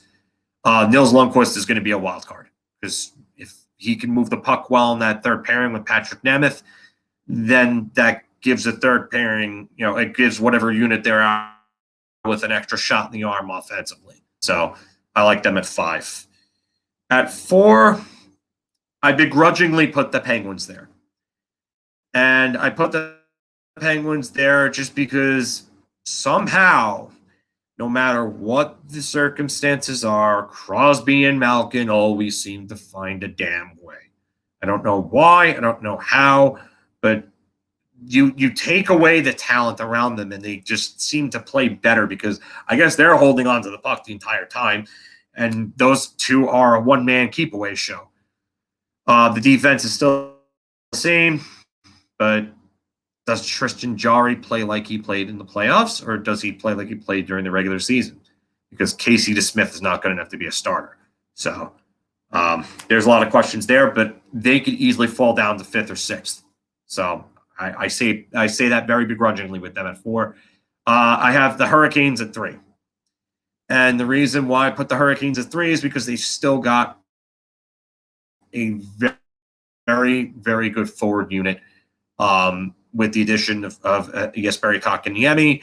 They lost Brock McGinn, but again, their bottom 6 is still very good. I know they lost Warren Fogle as well. It's still a good bottom 6. They still have a great top 6. The defense is really my concern there. You brought in a walking turnstile and Tony DeAngelo, who really isn't good in his own. Ethan Bear as well, but you're asking them to replace Dougie Hamilton. And they downgraded in net too after not wanting to pay Alex Nedeljkovic for some reason, despite him getting being a Calder finalist. I don't understand that one. And you went with Anderson and Antti Raanta, who Antti Raanta has even more trouble staying healthy than Anderson does. So I really don't like their goaltending, and I don't like their defense, but their forward group, I think, is still going to win that game. I have the Capitals. Again, same team as last year, the Capitals, just minus Brendan Dillon. I think they're going to feel that, but I think there's enough team depth to the point where they're going to be fine. They're probably a first-round exit. Alexander Vechkin being a year older, it's going to get closer to that wall. Usually players hit walls when they're about 36, 37 years old. And you got to wonder if Alexander Ovechkin hits that this year. Good part about him is his game has become so one-trick ponyish that I don't know if it even matters about his skating or any other things anymore. You have a decent amount of talent around him. That one-timer's still going to hit the back of the net. So I have them at 2, and at 1 I have the Islanders. I just think that even with their slight regression, they're still the cream of the crop in the division. They're still a team that plays a very solid, sound, structured defensive game. I don't know if Matt Barzal gets anywhere close to 80 points again, but if he's giving you 65 points and he's actually giving you good two-way play, does it really matter if you're an Islander fan? Does that matter? I don't think it does. They have some concerns with goal scoring. Yeah, Palmieri's there. You lost Jordan Eberle. He's good for about 20-25, and he's a play driver. So I think they regress a little bit, but I still think they're the best team in the division, hands down. So I really don't. There's really not a lot of other questions with them other than the Nick Leddy replacement, and that's really it. And the goaltending controversy is actually a good one for them because I think it's going to get the best out of both goaltenders in Varlamov and Sorokin. And eventually they'll be fine. They'll win the division. I think they would have to have a monumental collapse to not win that division. So the Islanders at number 1. This was the results for all of us. Again, all these are going to be subject to change because this is going to be our only power rankings. I went with the Hurricanes number 1. I had the Rangers at number 4. But we're all almost in agreement, all three of us, on the bottom 3: Flyers, Devils, Blue Jackets. Anthony, first, your thoughts. Yeah, I mean, mine was identical to John. We only have one difference. We flipped the Penguins and the Rangers. So I'm not gonna go one by one and give mine because that was the only thing. But yeah, the thing about this division is I think the 4, 5, 6 spot can really fluctuate and change. If the Flyers are going to be an interesting team, the year of where the pandemic stopped things and they had the bubble, they were a phenomenal team that year. They were one of the hottest teams down the stretch before it stopped. And obviously the Islanders took them out in that game 7. And then this year they're bad and they missed the playoffs. And that seems to be the trend with the Flyers. One year they're good, one year they're bad. The moves they made, Ryan Ellis is a very good defenseman. I know Ristolainen has his worst defensively, is what he is.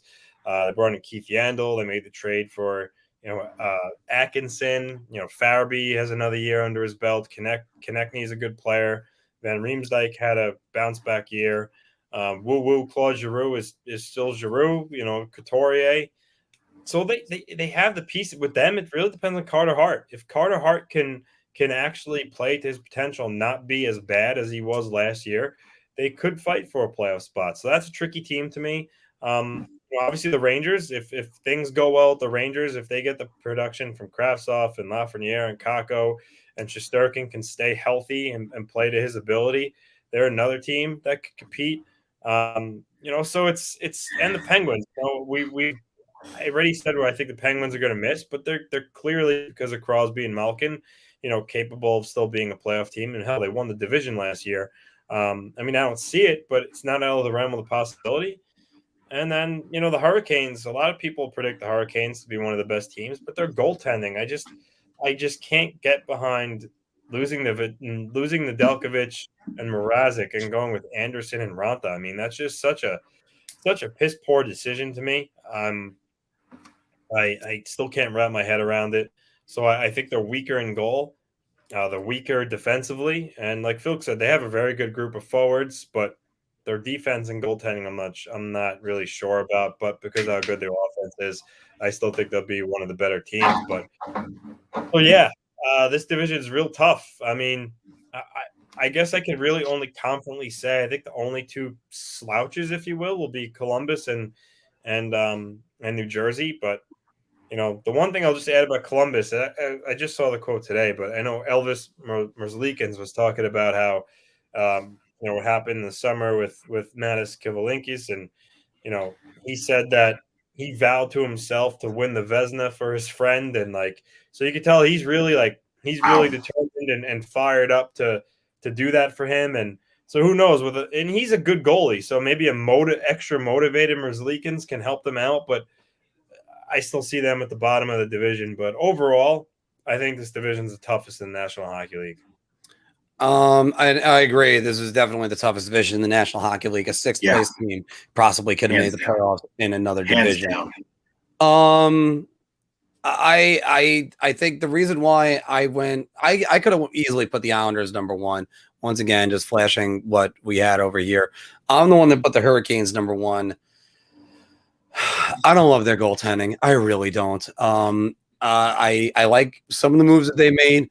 Again, Filk, your statement on them right there. But you know what?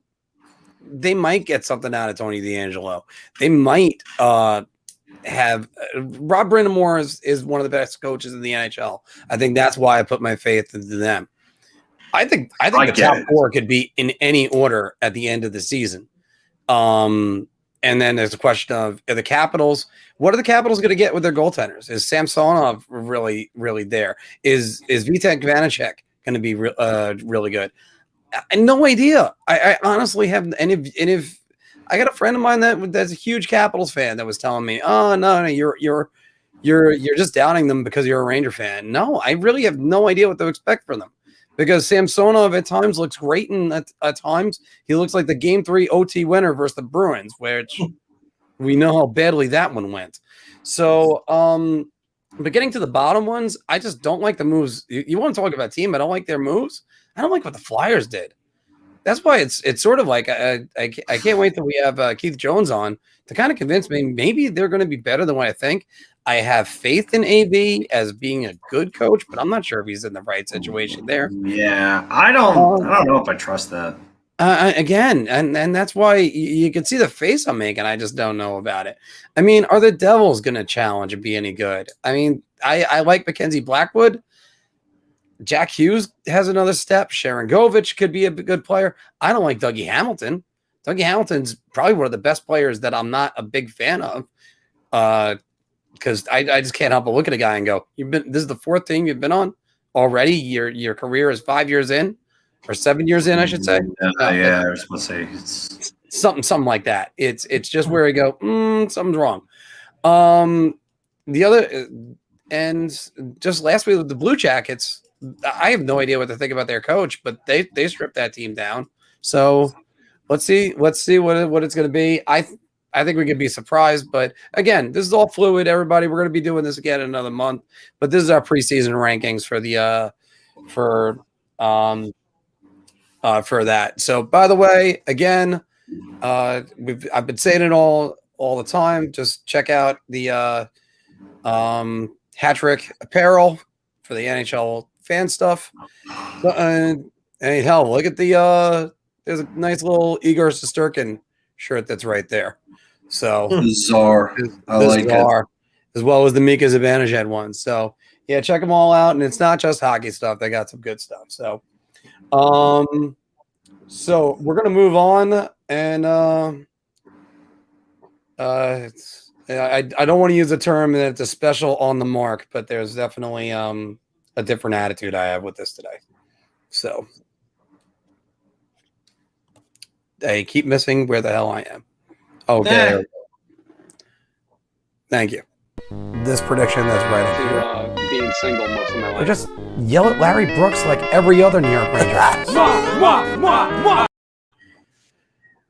Well, this week is going to be a special week for everybody, and because it's going to be the 20th anniversary of 9/11, and it's a day that absolutely devastated our country. And I had a friend of mine who lost his father in the towers, and I just remember our thinking that entire day, and even that week, just feeling I can never fully describe it. But within a week after that, we started seeing life come back to New York City. And one of the first events that ever happened in New York City was the Rangers' preseason game versus the New Jersey Devils. And it was Eric Lindros' first time as a New York Ranger, and it should have been just a day about that, but it wasn't.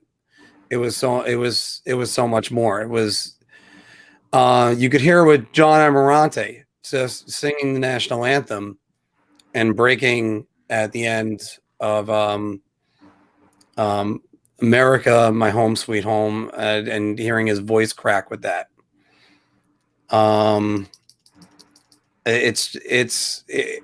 Brian Leach played in that game, and it was a week after losing one of his friends in the attack. But it's what always let us know about the resiliency of New Yorkers, and this city. And sports helped with that. It wasn't just helping with a hockey game being played, and then a week later, baseball games being played, but it helped. It helped let us know that life does move on, and we're all going to be okay. I am proud to say I was at the famous Mets game on the 21st. It was me, my brother Joe, our friend Greg, and my grandfather, who served in World War II. And it's on top of hearing Shea Stadium completely silent for the 21-gun salute, looking up at the scoreboard, seeing the ribbon over the towers, and just hearing my grandfather singing along to America the Beautiful. And it put into perspective a lot of things and a lot of emotions that I was having. And this was from a proud man that served this country. So the other image, obviously the Mike Piazza home run is right there. But the other image that I'll never forget is that the two teams that were engaged in bitter rivalry for the last 4 years walked across the field and shook hands with each other. This was more than sports. This was about Americans coming together. And as the 20th anniversary of this approaches, I'm going to bring the other guys back in right now. As the 20th anniversary of this approaches, my thoughts go back to when all this originally happened, because we have people who are probably going to be able to drink next year that don't even know what even happen on that day. And it's not that I'm not splicing in any news footage from that or anything, but there's a reason why for the last 10 years I've just simply put never forget on my Facebook, and then that's it. Yeah. Never forget. I'll never forget where I was. It was my first year in a new school district in Eastport. I had moved during that summer, and I barely knew anybody in that school at that time. I knew a couple of people that I had multiple classes with, but I didn't know anybody. And I ended up in a small gym faculty room watching a 20-inch screen TV on one of those rolling carts where they would have the TV rolling on the cart, and they plug the TV into the wall. And I just remember watching it, and it was nuts. And I just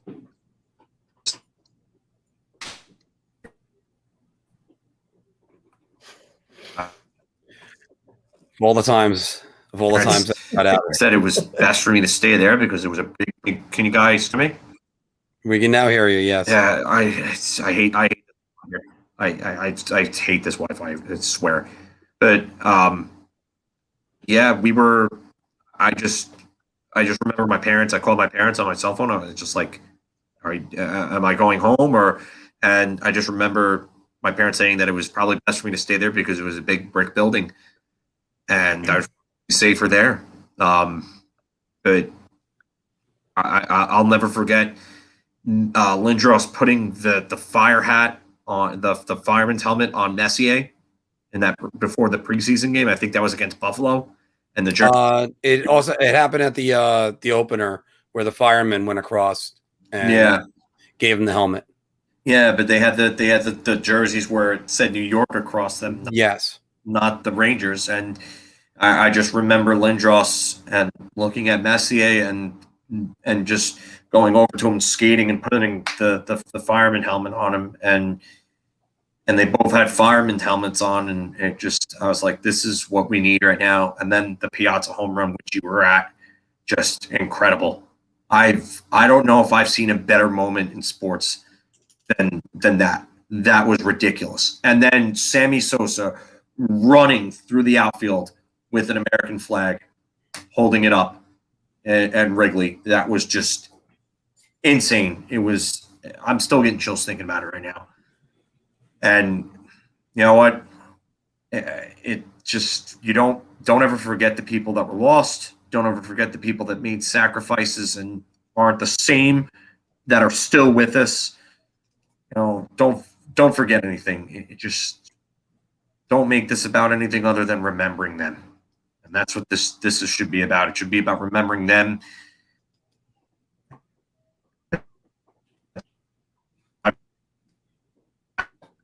And you know what? Sports again. It happened again. Ugh. No, we got you now. But sports helped us heal. You're right. They absolutely did. I don't have an editorial, so I'll just stick with this because I don't really have one, and I think I would probably be best served talking about this and my experience with it as well, to tell you the truth. And you know what? The world needs to come together. It's just you gotta always remember everything and remember the people that were lost, and just always speak about it in the right.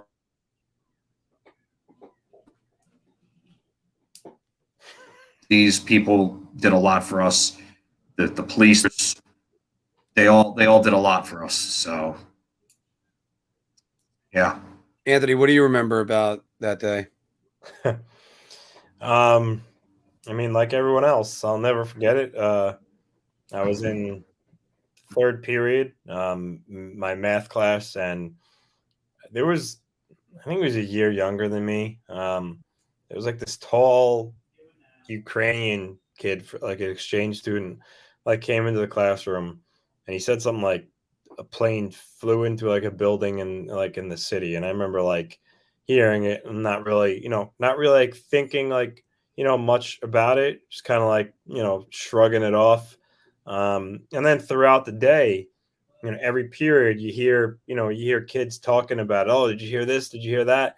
And that's when I started to get like, uh, wind of it. So by the time it was like second to last period of the day, by the time that period actually happened, I heard enough to piece it together where I knew it. But when I actually saw like the footage for it, because like John said, a similar like a rolling thing with the TV on it, Mhm. they had it on, and like seeing the footage, like I was blown, like I was blown away. Like, I couldn't even, really like process it or like think about it.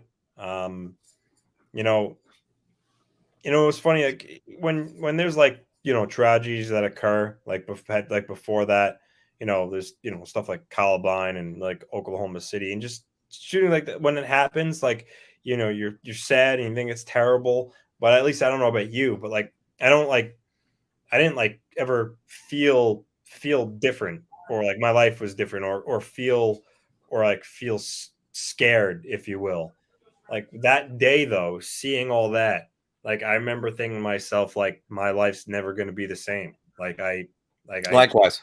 Yeah, that feeling of emptiness and just fear was, and disgust all in one, just hit me like a hurricane. And I remember like over the PA, like kids getting called because I guess parents were taking their kids out of school, and like it was just a frantic day. And then, seeing all the footage and watching the news the rest of that day when I got home, it was it was gut wrenching, and I'll never forget about it. And I remember, you guys mentioned the Piazza home run and the Messier with the fire helmet. I'll never forget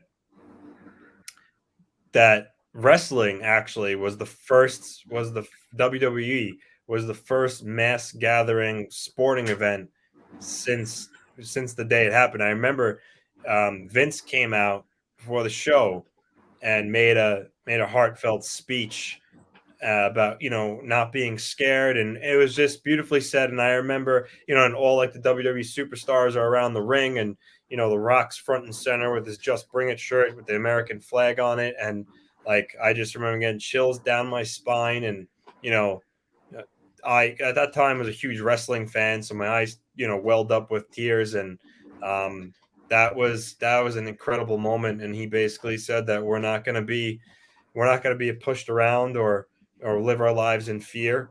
And the American people coming out in such large numbers after attack like that for an event, I think just proved that. And wrestling and sports, it was instrumental in making people feel normal. Everyone was scared, and you wanted that sense of normalcy in that outlet. And all those moments brought chills down up in everyone's spine.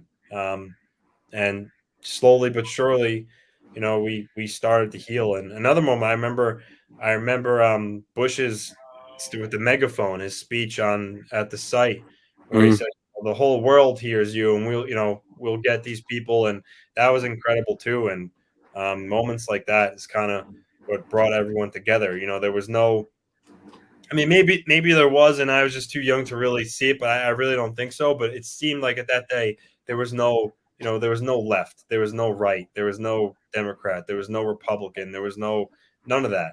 Everyone was just all united, on the same team, and it was beautiful to see. And it's sad that has such a tragic thing. What it took, but everyone came together, and 20 years. That's on Saturday, right? It just 20 years on Saturday, yeah. It makes you feel old and realize how much time is going by. And my daughter just walked into our playroom right next to me, and it makes you think like so many people who weren't even born, who have no idea about it, that they'll one day learn about. And talk about with their friends. Oh, I wonder what it was like. And just like, we talk about like Pearl Harbor, like none of us were alive. We talk about that, like, oh, talk about that day and how tragic it was and how crazy it was. It's going to be the same. This is going to be the same thing for a whole new generation. And it's just looking back on it, when you really think about it, it still gets you emotional. And every 9/11, you watch it, and it just gets you. It gets you every time. And it's one of those days. And by the way, in a weird way, I thank the technical difficulties that Filk was having, because when he was having those technical difficulties, it at least brought some a couple laughs out of me and Anthony. It's just,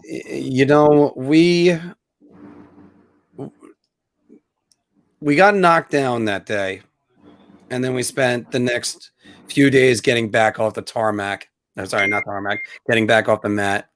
Yeah. And when sports came back, that's when we started getting up. That's when we started like being bigger and better, and we started realizing, and I'm sorry, by the way, actually I put the words should have put the words never forget right here, but it's just, this is it's one of the worst moments in American history on American soil. The 48 the states since the War of 1812, when the Star Spangled Banner was created by Francis Scott Key. This was something, it hit us all. And then there were people that were scared to go back to sporting events, scared to go take the subway. EJ Raddick was talking about that just the other day. And that's why, not sorry to cut you off, Mark, but that's why how with the WWE being the first mass gathering since then, it was good for people to go there and show show the people that did this that we're not going to live our lives in fear. You're not going to dictate our lives, and life is going to go on. That's why that was such a powerful moment. And you know what? It's a powerful day to me, and that I always reflect on. And I didn't even have the worst tragedy happen to me. I didn't lose a loved one. I'm one of the lucky ones. Me too. But steadily, life came back to New York City. The Mets fell short of making the playoffs. I think that's when I knew life was really back in New York City, when Armando Benitez blew the Braves, and they would have been one game back that day. And the Yankees went on to the World Series. That was the year they lost to the Diamondbacks. But again, this is a day. Just first things first. Thank you to the New York Rangers and all the other teams that helped us heal. And Jack Buck saying, "Should we be here?" Yes. And that's what sports did. There's a bunch of great documentaries on this. There's movies I could recommend if you want to watch that. United 93. But it's just this. It's still a tough day to ever think about, and never ever forget what this day was. So if you guys got any other stories, feel free to put them down in the comments below. Yeah, actually, I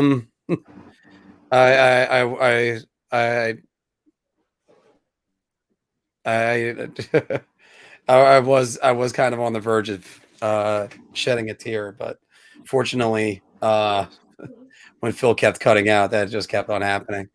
All right, we're gonna move on.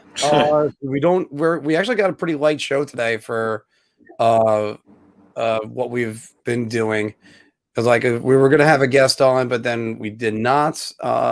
Where's my editorials? There it is. Get this taken down. All right, did take it down. Let's go with what the rumor mill has. What do you guys got going?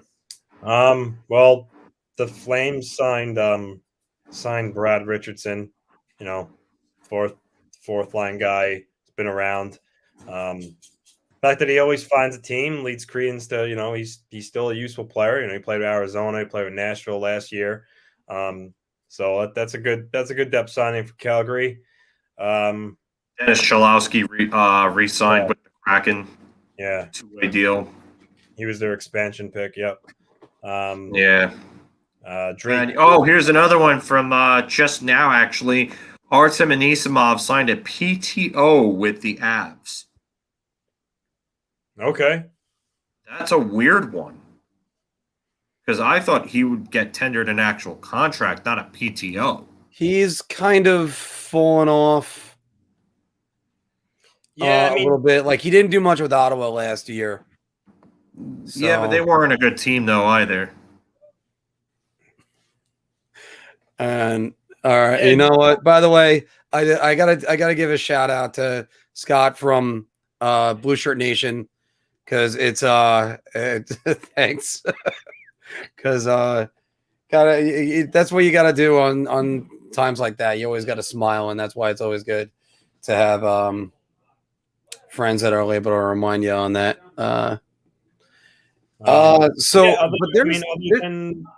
Other than Richardson signing, but Filk just said about Anisimov, there's not much. I mean, we could talk about the Andy Strickland tweet earlier when he said there's at least one team that's willing to retain salary on a Tarasenko trade. Still not much going on though. But camp's what, two weeks away. Today's the 9th, right? Yeah. And camp opens on the 21st or the 22nd for most teams. So that's about 2 weeks. All right. Before we get further into, actually, are there any other PTOs that you guys could see some people getting? Yeah, I mean, I think you'll see a lot of PTOs now. Jason Demers is out there. Yeah, I mean, there's Eric Stahl is still out there. Eric Gustafson, Sami Vatanen, Zdeno Chara. I mean, I think with him, it's just a matter of if he decides he wants to play or not. Think he's going back to the Capitals, or you think he's going to go with the Islanders? I think he's going to stay close. He wants to stay close to the East. So, I mean, I mean, Islanders, maybe, I don't know, Rangers. Rangers, I don't think they got any room for him. Yeah, I don't think they have any room either. So, yeah. But yeah, Chara's a guy that I don't think he'll get a PTO. I think he's going to sign if he does decide to play, he's going to sign a 1-year deal at $750K, just like he did with. I mean, you got Tyler Bozak that's still out there. You got Ryan Donato. I think Ryan Donato's still young enough where he could, he's worth a look. Ryan Donato. Ryan Donato would be a good addition, but again, it's if you add him on, who are you subtracting? Well, I mean, you don't have to subtract anyone necessarily. I mean, they're going to be out of the lineup. Well, I mean, there's still a lot of teams that can use them. I mean, Detroit could still use a young, cost-controlled player. Mm-hmm. Buffalo. So I think there are a lot of teams. Arizona, obviously. Arizona. Yeah. And I just dropped my pen. I mean, so I still think there are guys left who could get actual guaranteed contracts, not PTO. Like I just mentioned, Char will probably get a contract if he wants to play. I think Donato could sign. I think Sami Vatanen could sign a contract. I think he's above a PTO. But the thing is, when you get this late in the offseason, sometimes that's your best course of action is just taking a PTO and playing your way on a team. All right. So before we do some Q&A, let's do the drawing for the hoodie from Hattrick Apparel. Once again, flashing them up right there. There's some of their stuff right there, as well as the website, which again, right there. Bunch of other things. You got the blade shades, which you guys have seen those on the internet. Everyday stuff. Doesn't always have to be hockey. Some of the state hats. I mean, these are all pretty cool. So let's go get it done. All right. Anthony, I got the list of everybody that is on here that we're commenting today. Which I don't see any of it, so we need to change that. What? I don't see him unless you put it up. I don't see these comments, so we got to. Oh no, we'll fix that. I'd probably just give you my login so you could start seeing them too. All right. I gotta. Oh, sorry guys, I didn't change the one we're sharing. We're not sharing that one. Share, stop screen, because you guys got to see this. Otherwise, it's ridiculous. Great. I just heard my own voice on there. All right. Here we go. This is for the hoodie. Yeah. You want to add it to stream or no? Oh, I thought I did. No. Okay. Well, Davey. all right. Davey, you were commenting earlier, so congratulations. That is the hoodie. And let's close and spin again. This, what type of shirt is this one, or just Anthony? They could pick a player tee of their choice. All right, player T-shirt of your choice. There are several good ones. Check them all out. Let's do this again. Oh, I should have taken Davey off. All right. That kind of Blackhawk fan. So we gotta get the kind of biased Blackhawk fan. Yeah, the kind of biased Blackhawk fan. I didn't get everything in there when I was typing them all down. So there's those two right there. Where I gotta get in contact with them. Yeah, just missed you, Sean. Just missed you, Sean.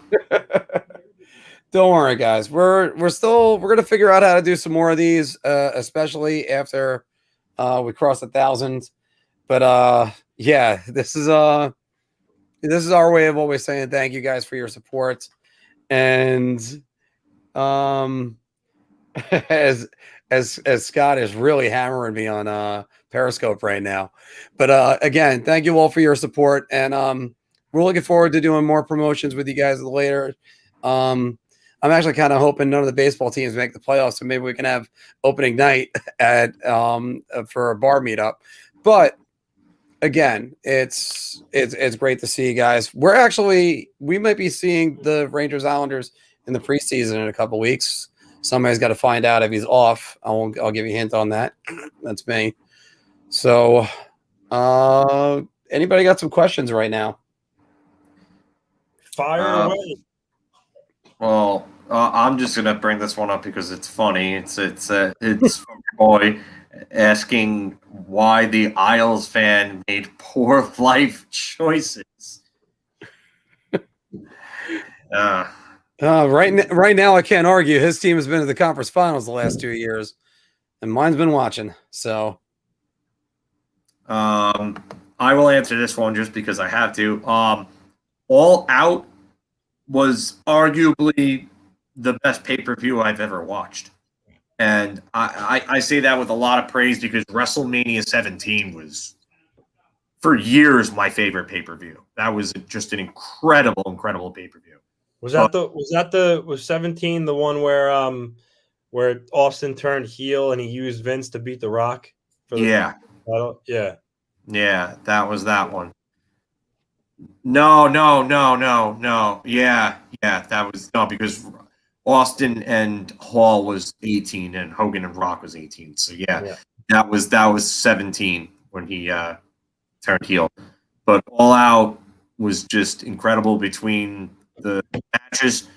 The worst match on the card was the Women's Casino Battle Royale, and Miss Ruby Soho showed up and had rancid the friggin' theme song, which I found out she's friends with the guys from the band, so it was awesome to see Ruby Riott turn into Ruby Soho. And in AEW, Adam Cole and Bryan Danielson are AKA the reason why the Islander fans chant yes, yes, yes, That man went to AEW. He was in WWE, and now he's in AEW, and that was just an incredible moment. The Kenny Omega Christian Cage match was great. They were all great matches. Literally every match on that card was either very good or great, except for the women's battle royale, and I still thought that was even a good match. So, yeah, I loved it. Yeah, and the reason why you guys have that is because of Bryan Danielson. I know. I thought that was for who's the guy that says it all the time? I thought that was Daniel Bryant. Daniel Bryan, yes, that was his WWE name, but his real name is Bryan Danielson, and he's in AEW back as his actual name. So guys, Sidney Crosby, does that send shockwaves through the rest of the division, or is that just going to be like, think he'll not miss any time, nothing to worry about? He's not going to miss much time. Saravelli, after he followed up a tweet, he said that people within the Penguins are saying that he'll probably miss like 1 week. He'll probably miss 1 week of the regular season.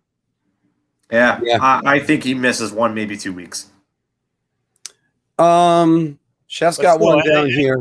Anytime Crosby's out, obviously, is not a good thing for Pittsburgh. So no, but here's the thing: every time one of those two is out, the other one steps it up. Yeah. Yep. Yeah. I mean, Crosby last year was probably, is it possible to say Sidney Crosby was one of the more underrated players in the NHL last year? Hold on. Where are you seeing this, Sean? Because I think I might have seen something on Twitter, and I want to take a further look into that.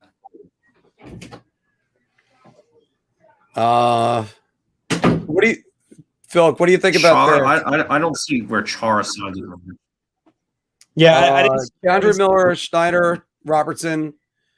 What do you think of them as far as their upside as being tough big kids that can move the puck and score? Are they 3 unicorns? I don't want to say they're unicorns. I do like Schneider. I think that he took a turn for the better offensively, because I didn't see that coming. Miller has to get better defensively. He needs to be more physical. I mean, he ragdolled Barzal and a few others around during the regular season at various times. We know that the strength is there. It's just a matter of really kind of so yeah, I like Miller. I think Schneider might have the highest upside of all 3 of them, and Robertson is probably going to be the unsung hero. I think that's the kind of guy that comes along, and he's just a real solid defensive guy, and ends up being the guy that nobody ends up talking about, but plays a very vital role on his team. So, Sean said he saw it on Facebook. It was a blogger who just quoted a source. Yeah, I would need something more. There were people saying that Chara is signing with the Islanders, so I don't know if it's a conflicting thing or got it mixed up, but still, even that was unconfirmed. There was nothing about it that I could confirm. Okay, I have to address one of the comments that keeps on coming through right now, is because when they had the Rangers alumni in 2014 going to games, I said who my least favorite Ranger is. Filk, who is it? Who I just can't stand him as New York Ranger. And that was Glenn Anderson. Glenn Anderson, yeah. Yeah, and my buddy Scott, who kept on getting Bridgeview tweets for through Blue Shirt Nation, is like, no, Mark, come on, get in the picture. So finally I just leaned in, did a thumbs up, and took the picture, and it just looked terrible. So, all right. I still never will forgive them for trading Mike Gardner for Glenn Anderson. No. Yeah. And come on. Gardner owned the Devils that year. And also, yeah, I wore 22 for him. But you know what, Chef, you were talking about it before, or you say it right here. It all comes down to coaching, and I think the Rangers are going to have. They got a better coach now. That's what matters. Look at the New York Islanders going from Doug Weight to Barry Trotz. Can you even remember the Doug Weight years, Anthony? Yeah, I remember him. I remember it was all offense, no defense. Yeah. Yeah. And now you got, a real coach who took basically that same team and nearly won the division with them the next year. I mean, Messier's pal. Gartz had the best mustache in the NHL. I'll say the second best mustache in maybe third best mustache in New York because Keith Hernandez is still my favorite mustache. Look. What? I don't know. I thought it looked like you were going to say something. No, I just came back. I had to turn the lights on. It looked like it got a little dreary out, so change it a little bit. Well, one of these days I'll get you guys some light kits so that way it could be nice and bright everywhere you want to be.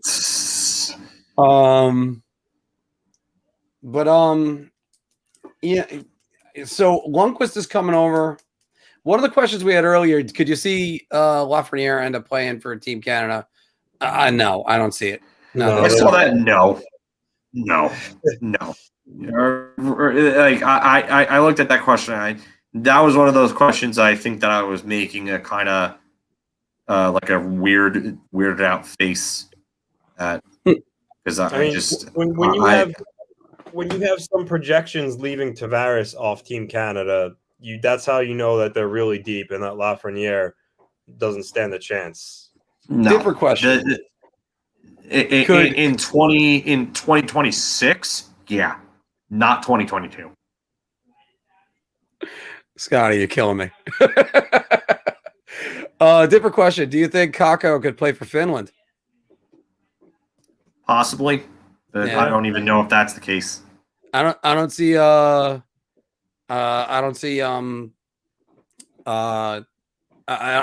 Kravtsov being able to make Russia, so that's all right.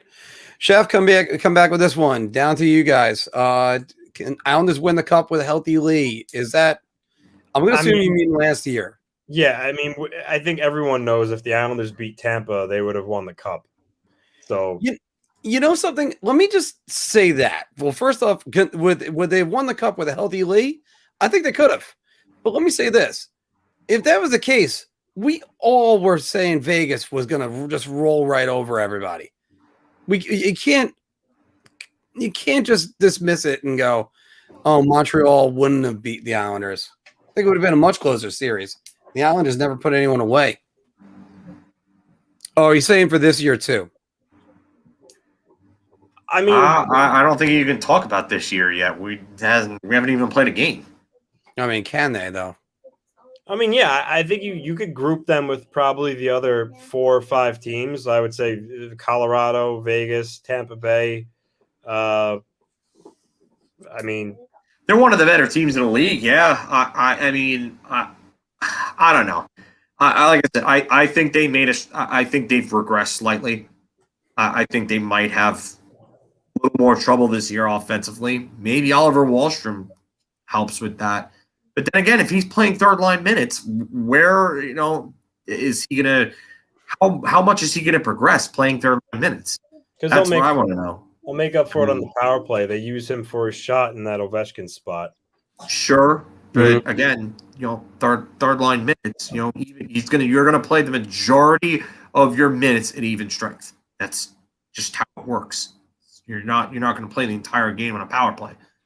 So the Islanders aren't a traditional for because Pajot's on the third line. Trotz uses Pajot a lot. So even though it's the third line. Yeah, I get that. But also the Islanders power play also hasn't been good. It's been a middling power play. Can Wahlstrom help? Sure, but if he's really the reason why your power play is going to be better, then you might have a little bit of a concern there, I would say. I don't know. They could go either way, the Islanders. They could stay right where they are, and they can just be the same team. They could regress a little bit. Or if everything goes right, they could be better. Who knows? But Yeah, I don't know. I still think Tampa Bay is the favorite. Even though they've lost guys, I still think that they're going to have guys come in and it's still going to be a great team. When you have that much talent, top end talent there, I really don't see. They really didn't lose anyone on defense. Sure, David Savard, but it's placeable. Yeah, you know what the thing with them is they still got all their top talent, but they literally lost their whole entire third line of Coleman, Gordon, Goudreau, who was so important for them. Mhm. I mean, that's. I mean, they played a large role in their defensive game, and they chipped in offensively. So that's big. That's big to lose a whole line. That was so important. So Yeah, and now they have Tyler Johnson gone too in Chicago, and Tyler Johnson playing on lower lines, help with matchups and stuff like that. So, I mean, I don't. He's not the same player he was in 2015, obviously, but I mean, this forward group is still really good. I mean, you still have Kucherov, you still have Stamkos, you still have Point, you still have Palat, you still have Cirelli, you still have Killorn. Ross Colton's going to probably play in the third line, and I think he's more than ready to take over that. I think Ross Colton could be there. Corey Perry is still a good enough bottom six forward. They added Pierre-Edouard Bellemare, who's a good fourth line center. Pat Maroon is still a very good bottom six winger. And then you got guys like Alex Barre, who's been one of their top prospects for a while. I think he'll come up, and I think he'll help out. I mean, don't get me wrong, they're still going to be a great team. I don't think they're winning 3 in a row, though. I just don't. I don't know. I just don't. I don't know. I think it's a tall order. I think it's a very tall order. It is a tall order. You're right. I mean, there's a reason why they were in third place last year, and part of it was they were missing the MVP from 2 years ago when Kucherov wasn't there. But still, it's just it's the Cup contenders. I think are all the Final Four teams from last year, and except Montreal and Colorado. Colorado's in. I mean, substitute Montreal for Colorado. It's the Final Four teams from last year. I'm having trouble figuring out who that fifth guy is.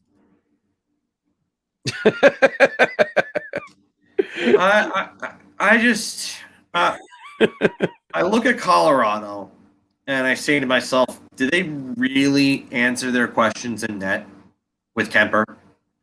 Like, is he really that much better than Grubauer? I don't know. I think it might be with I think he's marginally better. I don't think he's a lot better. I mean, I'll take Ryan Murray over Ian Cole. I mean, that's definitely an upgrade for me there. Does losing Ryan Graves affect anything? Ryan Murray over Ryan Graves or even Ian Cole, whatever. And then you have Bowen Byram's probably going to be on the roster full time. I think Bowen Byram will probably take a step forward. I mean, he looked all right in his limited play with them. I mean, that top line is still there.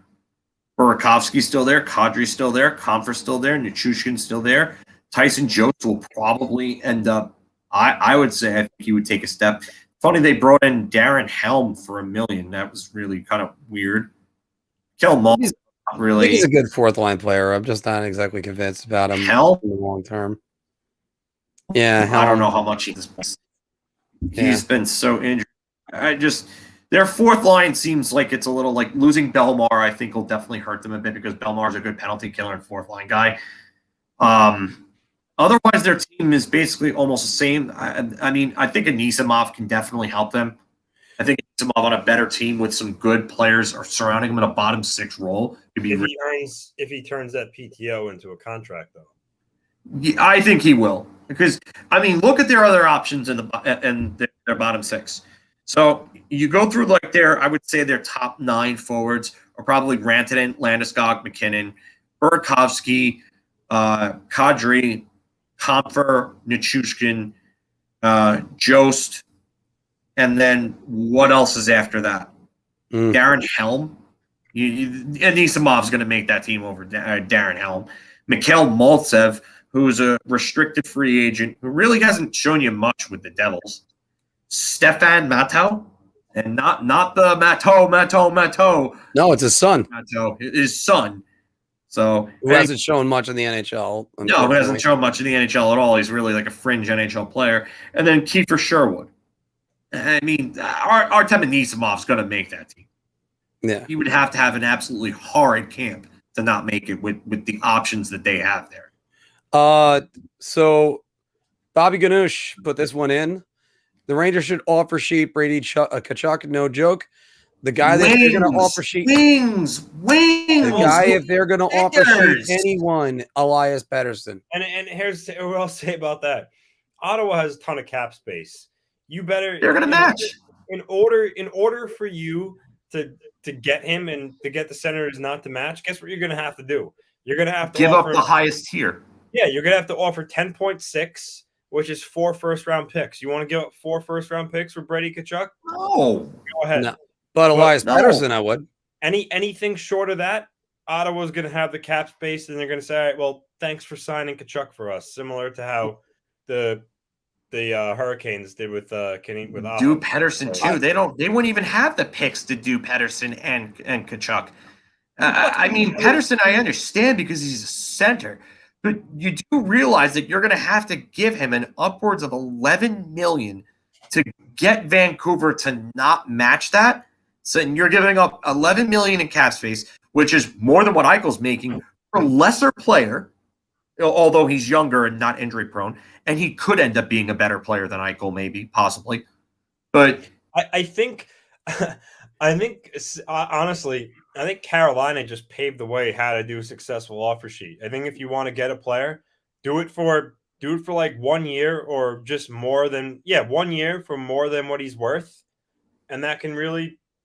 Yeah, but you start overpaying players, you're going to get yourself in cap hell pretty quickly. And the way to win in the NHL is to have your talented players that while they're young, you're not paying them as much, and then start gradually paying them. Yeah. And if you overpay for, say, like, let's say, for instance, the Blackhawks, they overpaid for Marian Hossa. They got him. They also got 3 Stanley Cups. So that's the way I would say about if you start. I don't think they didn't overpay. They went over term, and that's why those contracts are no longer allowed. Yeah. So, truthfully, the only player I think it's worth the offer sheet is Kaprizov, and he's not even eligible for him. But that would be the one guy I would say if he was eligible to offer sheet. Yeah, absolutely, because you're going to – I think Minnesota would match it just because, I mean, at that point it really forces them to step up and do something. And then that also opens you up what they're saying with what he's saying with this. Kakko, with Frenier, all these guys. Yeah, that's why the Rangers are a team. You guys have so many RFAs coming up. It wouldn't be wise to offer sheet. No, not at all. Not at all. And for everybody that says, "Oh well, offer sheets are an unwritten rule," and they won't do retaliation. Yeah, they will. Yeah, they will. That teams will start taking retaliation on people who do it. And not just that, if it might not even be a retaliatory thing. It might be like, let's say the Rangers go out and offer sheet Pettersson. Then it's all right. They're weak. Go get Adam Fox now. We can offer sheet Adam Fox. They can't match it. If they do, they cripple their team. That would be the next thing, because it's all strategy. And I mean, the Rangers are probably be better off trading for Elias Pettersson if they wanted to do that, and I don't even think that's worth it, honestly. No, the Canucks would ask for more than what he's worth. It wouldn't. It's almost like their price would be so astronomically high that you got then an immovable asset. Oh wait, I wonder if there's another player I could think about that with. Oh, Jack Eichel. Let's not even talk about that guy. He's not getting traded for a while. It's going to be at least another year. Well, they have to do it before the no trade clause. That I'll agree with Filk. They got to do it before the no movement clause kicks in. He's right about that, but they're not doing it at the deadline. What? They're not doing it at the deadline. Yeah, to me, it's a very small window. Yeah, I don't know if it gets done by the deadline because of the fact that a deal like that is as I've always said, is harder to do during the regular season because of the cap constraints at that point. Yeah. And not only that, but you're making a major change to your team mid-season, and when you make that type of move. So you have a system already in place and a bunch of players that are accustomed to it, that know how to play and play well in it. Potentially, let's just say, hypothetically, they're all playing well in that system, and the Rangers are playing well. So this is what Chris is asking, and I think you're going to have to give up a lot more than that. Oh, God, no. You're going to have to give up a lot more. For that? Like I've said before, if you want to do that, it's going to. And by the way, Vancouver's made right now to try to. Are they even in a win now team? I mean, they. What do you even classify? You know what? People have to understand when you're talking about a team's top young player. Don't get me wrong. Yeah, two firsts is good, but you're gonna have to give up a player that hurts you. So for Elias Pettersson, Lafreniere's got to be on the table. Yeah, they're gonna X for Lafreniere. They're gonna X for Kakko. You know, those are the type of guys they're gonna X for. They're not. And the reason why when we talk about the Jack Eichel situation. It's that deal is far less than what could be given up for Pettersson, is because Jack Eichel's already got his money. He's also injured, and the list of teams you could trade him to are very thin. Pettersson could be traded basically anywhere right now. Yeah, and not only because he's not under contract, so there's no. I mean, you've got to give him a deal, obviously, but.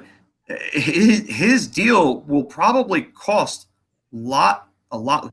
And normally, Chris Frost would be right about that, but this is Elias friggin' Pettersson we're talking. Yeah, he's talking about Pavel Buchnevich. He's in a different class than Pavel.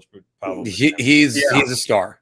Yeah, Elias Pettersson is just under a career point per game player.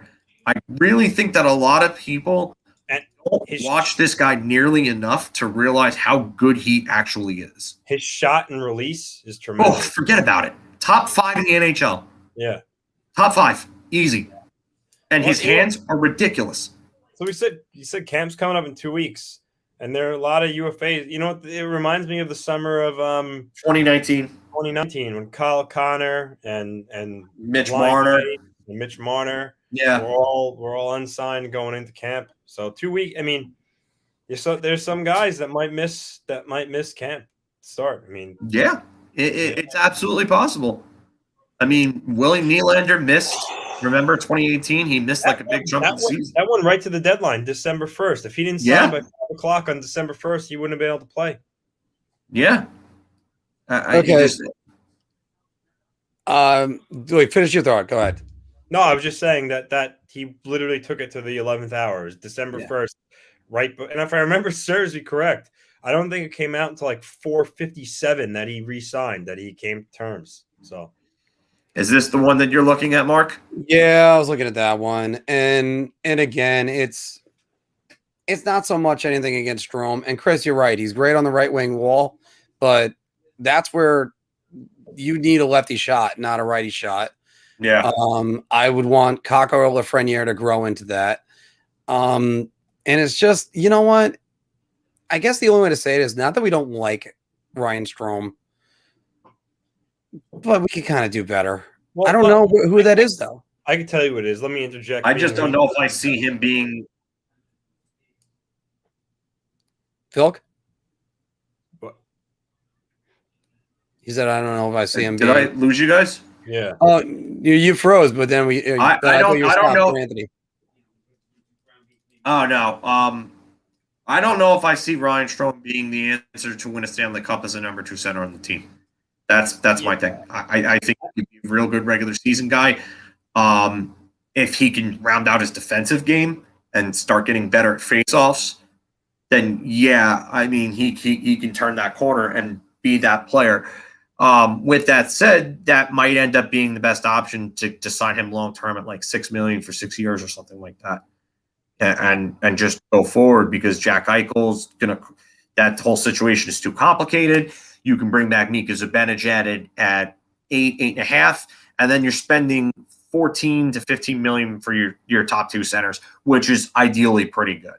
So Tomas Hertl could be another answer. Yes, I could see that, but Anthony, you've been chomping. I think I could probably speak for some Ranger fans that don't like Strome, is because you know that Ryan Strome, like for instance, if Ryan Strome, if he was playing with I don't know, if he was anybody, if he was playing with Teddy Bluger and Zach Aston Reese, he wouldn't put up the numbers. He wouldn't put up the numbers that he's doing. I think it's obvious that Ryan Strome has good chemistry. Yeah, but a lot of guys wouldn't. So that using those two is unfair. But the point I guess I was trying to make, using those two is unfair. He's not as good as he would be if he wasn't playing with an elite talent. Like look what happened after he left the Islanders. I mean, he wasn't playing with Tavares anymore. I mean, his career. No, I get it, but he wasn't playing with anybody in Edmonton. You gotta have good. I mean, he was pretty decent as a third line winger for the Rangers, and then he upgraded to the center when they got Panarin, and that's who they put him with. And I think it's that thing of, it's like that logic problem where it's Strome is only good because he plays with Panarin. Strome plays with Panarin. And it just keeps going back and forth. It's like the only reason why he's good is because he's playing with Panarin. Fortunately, he plays with Panarin. I get that, and I do agree with it to a point. But at the same time, Panarin was playing with Pierre-Luc Dubois in Columbus. Why wasn't he putting up 100 and something point pace in Columbus with Pierre-Luc Dubois, who's a better center, and considered to be a far better center by everybody? And they got chemistry, and you know what? That's where John talked about it. It's like, why trade away Ryan Strome when you know what those two are going to be? My only problem with him is projecting past this. He's making what, 5.5 right now? 4.5. 4.5. 4.5. All right. So is he $7 million?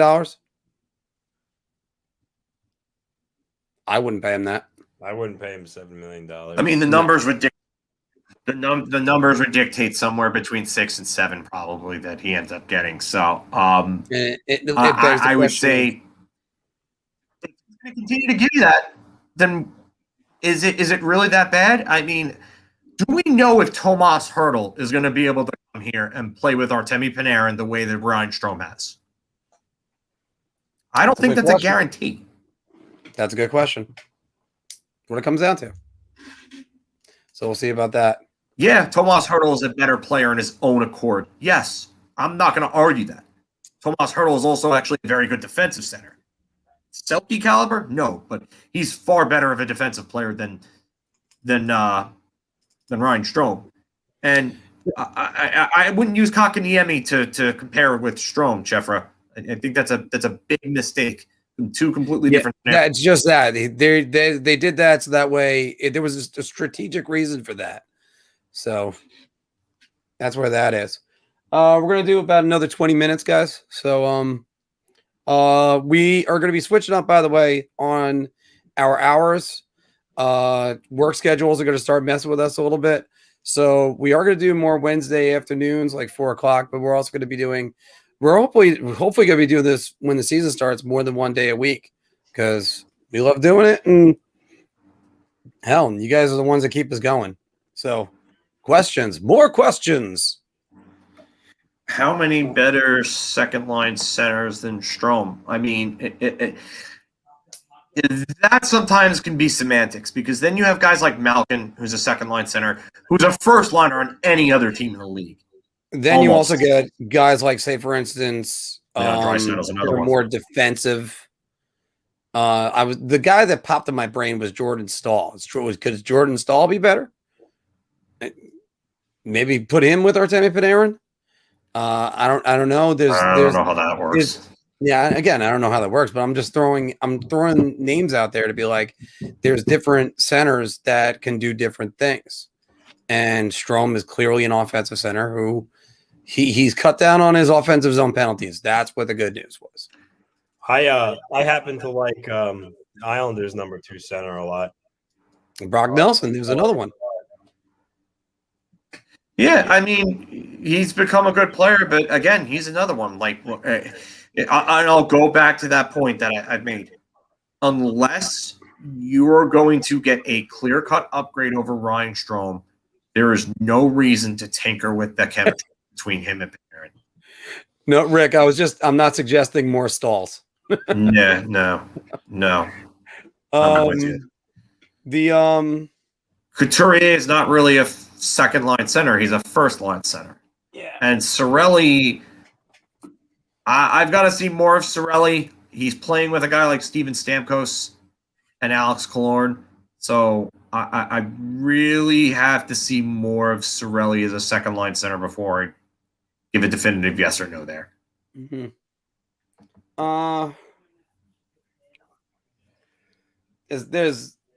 There are guys like now. Take for instance.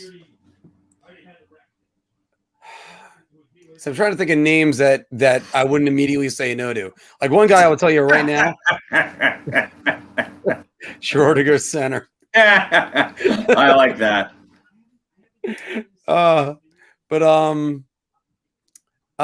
Like one guy that I definitely know I would want Ryan Strome over is Nazem Kadri. Absolutely keep him away from this team or any team. Take your pick. I like Nazem Kadri. I like what he brings to a team. He can give you offense as a second-line center, and he's good enough defensively, and he's going to assert himself physically. And he's the type of guy that you want to go to war with, but he just takes too many dumb friggin' penalties and suspensions. That's the problem. If he just stopped doing the dumb shit, he would be an infinitely better player. He probably would have even more points, too. That's the thing. Some guys just don't learn. That's a problem. Scarecrow said, I wish we would have taken a chance on Nolan Patrick. Nah. Yeah. Yeah. I mean, I'm not even sure if he's better than Filipino at this point. Yeah, no, I'm not high on Nolan Patrick. I think he had that weird like migraine thing going on, so hopefully he's healthy and he can actually do something for Vegas this year. But yeah, that would be great. It's not just he's just Patrick is soft. He's hurt a lot. That's been his bugaboo going back to junior, and that's why Nico Hischier surpassed him in that 2017 draft rankings because of all the injuries he had and the concussion. And we're definitely rooting for the kid since his uncle was a longtime New York Ranger, James Patrick. So, or at least I am. I can't remember if you guys remember James Patrick. I think he's Steve's son, and Steve was also a New York Ranger for a little bit. Oh, okay. Yeah. He's not related to the other Patrick family associated with the Rangers, as in Lester and Lester and Craig and Buzz. Craig Patrick. You mean the guy who broke off Jaromir Jager talks in the summer of 2001 and then turned around and sold him to Washington for a far lesser return? Because he was mad that the Rangers fired him years before. See, I can't completely dislike him because he was still the assistant coach for Herb Brooks in the 1980 Olympic team. So there's always something. It's whatever. I know tons of Giants fans that hate the fact that I have a shit ton of respect for Bill Belichick, but Bill Belichick was the defensive coordinator of one of the greatest defenses ever, and he helped the Giants win 2 Super Bowls. So I'll always have a soft spot for Bill Belichick. Actually, no, you know what? I know you're joking around with that, Bobby, but Elias Pettersson was one of those guys they drafted in the moment. They were trying to think, oh, he'll be a winger, he'll be a center, he's a Swiss Army knife. That's what they said about him, and he ended up being none of those things. So, Coyotes beat Reddit. Craig Morgan just said, can confirm that former Coyotes coach Rick Tocchet will join Wayne Gretzky in the TNT studios on Wednesdays and some Sundays during the playoffs as an analyst for the NHL. Okay. I mean, that's cool because that's, I just wonder if Wayne can actually be critical. Yeah, I think Wayne will be critical. I think he will. All right. I think we saw that side of him in 2002 with the Olympics. He was the one who said it's us versus the world. So I think Wayne definitely has that side to him. Yeah. But no, that's a good get to get Tocchet. What trade are you talking about, Chefra? I don't know what trade you're talking about here, buddy. Mark, Yes. I'm gonna hop up. My dinner just got here. So, Excellent. What are you having? I ordered pizza. That's still awesome. Yeah. A nice fine Italian meal. Yes. Well, send me the info of the people that won and stuff, so I could get that out to them when the time comes. Yes. All right. Yeah, because let's hope it's not the same situation as the puck. I'm still waiting to hear back from Jeremy Regan. No, So, you have to re-raffle that. It's been all right. too long. All right. Well, you know what? It's got to be raffled. Hold on. Let's see. I'll talk to you guys. Just let me know. Take it easy. Have a good one. You know what? All right. Take care, Anthony. You know something? Filk's right about Why don't this. you re-raffle that right now? That's what I'm doing. Because after all, Joe was upset with me how I didn't say Daniel Bryant right. Daniel Bryan, not Daniel sorry, Bryant. Daniel Bryan. Oh, that's it. I thought it was the other way around. I thought the T was supposed to be there. So for Graves, we got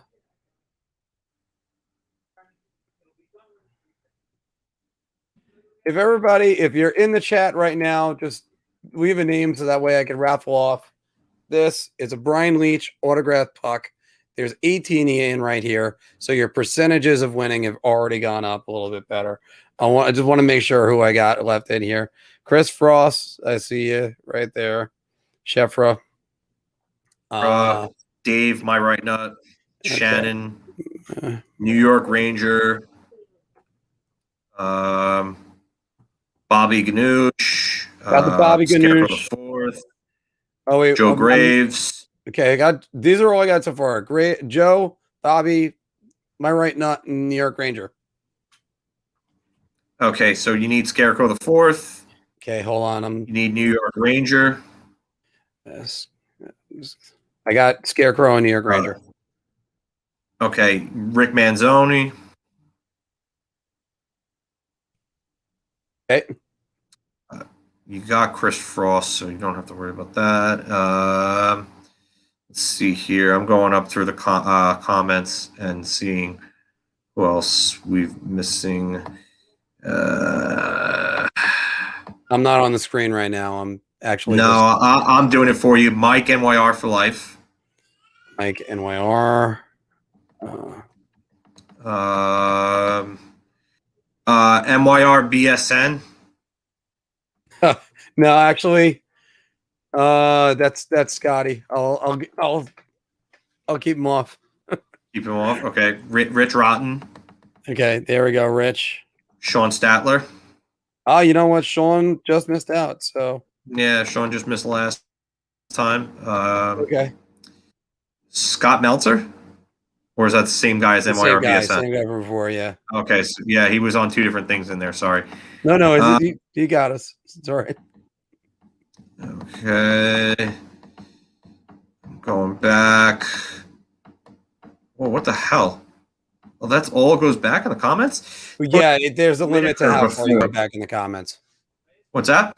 There's a limit to how far you can go back in the comments. Yeah, I guess that's it. But there was a Dan Whitaker that was in there all early. Well, there was a Dan Whitaker that was there earlier, so. Yeah. Okay. So those are what I got. Joe, I got Joe Graves, Bobby Ganoush, my right nut, New York Ranger, Scarecrow, Rick Manzone, Chris Frost. Bill Bills. Every time I ever say Chris Frost, I always think you got to jump. Wow. Marc, Mike, NYR for life, Rich Rotten, Sean Statler, and Dan Whitaker. That's what I got right now. There's this new commenter, Bill Bills, that I just saw. Okay, Bill. All right. Bill Bills. Yeah. You got it. All right. Let me share the screen. It says it's kind of important to share the screen so you guys don't think I rig everything. Trust me, if I could rig anything, I'd rig my life. That would be so much easier. Oh, wait. Do I have another one? I got. All right, Brian. All right. Oh, Dave is still there. All right. Oh, David Wellworth. Okay, yeah, so I had David in there. Again, guys, thank you all for your support. This is the reason why we do this every single week. This is the reason why. Want to give like a few more minutes before and just see everyone else? We'll do that. Well, we'll draw it at 6:55. So we'll see. Okay, who else is left in here. Sheffer, we got you. Yeah. No, we don't. No, we don't. Wow, no, we don't. See, it's a good thing we waited. Yeah. So make sure it's 54 for Sheffer, right? Yeah, 54. Sheffer 54. You got it. Got some of those. I do like it that it portions out a little bit neater. I don't know how to get rid of. Oh wait, I could also say close ad. T-Mobile should give me some money for that. Come on. Yeah, is there anybody else in here? Last call because we're coming up on 6:55. So yeah, what else that's in here that we are talking about doing more shows? Shannon, do you really want an Islanders Rangers autograph puck? Yeah, I don't know if I could give a Ranger. Guys, by the way, to an Islander fan. You don't, I think you don't have to throw. You don't have to throw your No offense, Shannon. Your last names in there, but or Mark Stahl. You get that? Oh no, don't worry, we're not giving you a Mark Stahl autograph puck. No, right. It's not Mark Stahl. We are 6:55. We got those names that are on the list right now. We are gonna just Guntoon Granny. Guntoon Granny. She's back on. All right. Wait, that's.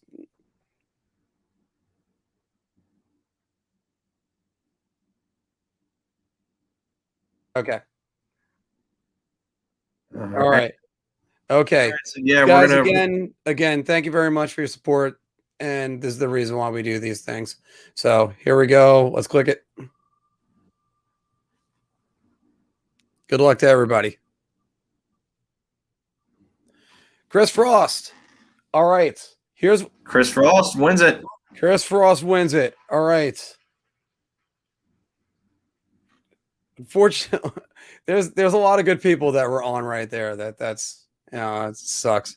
So like I said, hopefully if anything, I'll buy you a beer sometime for anybody that hasn't won. Chris, do me a favor. If you can, message me on Twitter at All Things Ranger, just in case if for some reason. Yeah, just make sure that there's no S in there. Yeah, I'm gonna just put it on right there. It's All Things Ranger, yeah. All Things Ranger. Because been trying to get in touch with AZ for a while, and has been able to get through to me. If not on there, then I also still got the Instagram and or you got us on Facebook Messenger, so could always do it through that. But also, I don't even have a Twitter. All right, Instagram. Do you have Instagram? I'd say maybe even email or something. Yeah, or here's the email. I'll just do the email me thing. I do have to update this. Yeah. Yeah, Dave. We've talked about that. That's going to be something that'll eventually be happening, I would say. So I also want something that all three of us have access to and could do that. Justin Richards, upside. Maybe a fourth liner at the NHL. I mean, I know Stat Boy Steven is kind of high on some of these guys because he gets a lot of interviews with them. But I don't know if I see anything more than maybe a fourth liner. He might not even be an NHL player. He's an undrafted guy. I know he's Todd Richards, former Columbus Blue Jackets coach, son.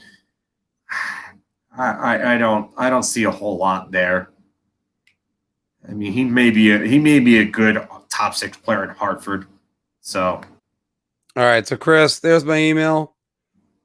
Send it to me. Which actually, hindsight 2020, I should have given you one of the 9,000 other emails, not my personal one. But it's okay. The worst part is now I'm at a point in my life where somebody actually might want to steal my identity. So,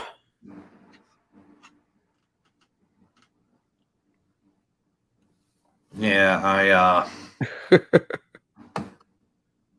I still think I look at guys. I know we talked about Pyeongchang with him, and yes, again, thank you. I'm really hoping. I don't know why Carl Henriksen is the one guy that always comes to mind. We all can get guys in our heads watching a prospect and just saying that guy is going to be what the real guy is. I thought Derek Stepan was going to be a better player than what he was. I can tell you that.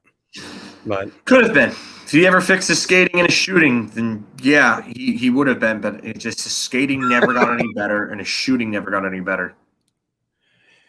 Yeah. I mean, defensively, he was really good, and there were guys in the Metro that were happy that he was traded out. But also, again, economics of the game is what happens. I think if Derek Stepan probably no, because he was a teammate with Mika. That's right. That was just rambling stupidity. Sorry, guys.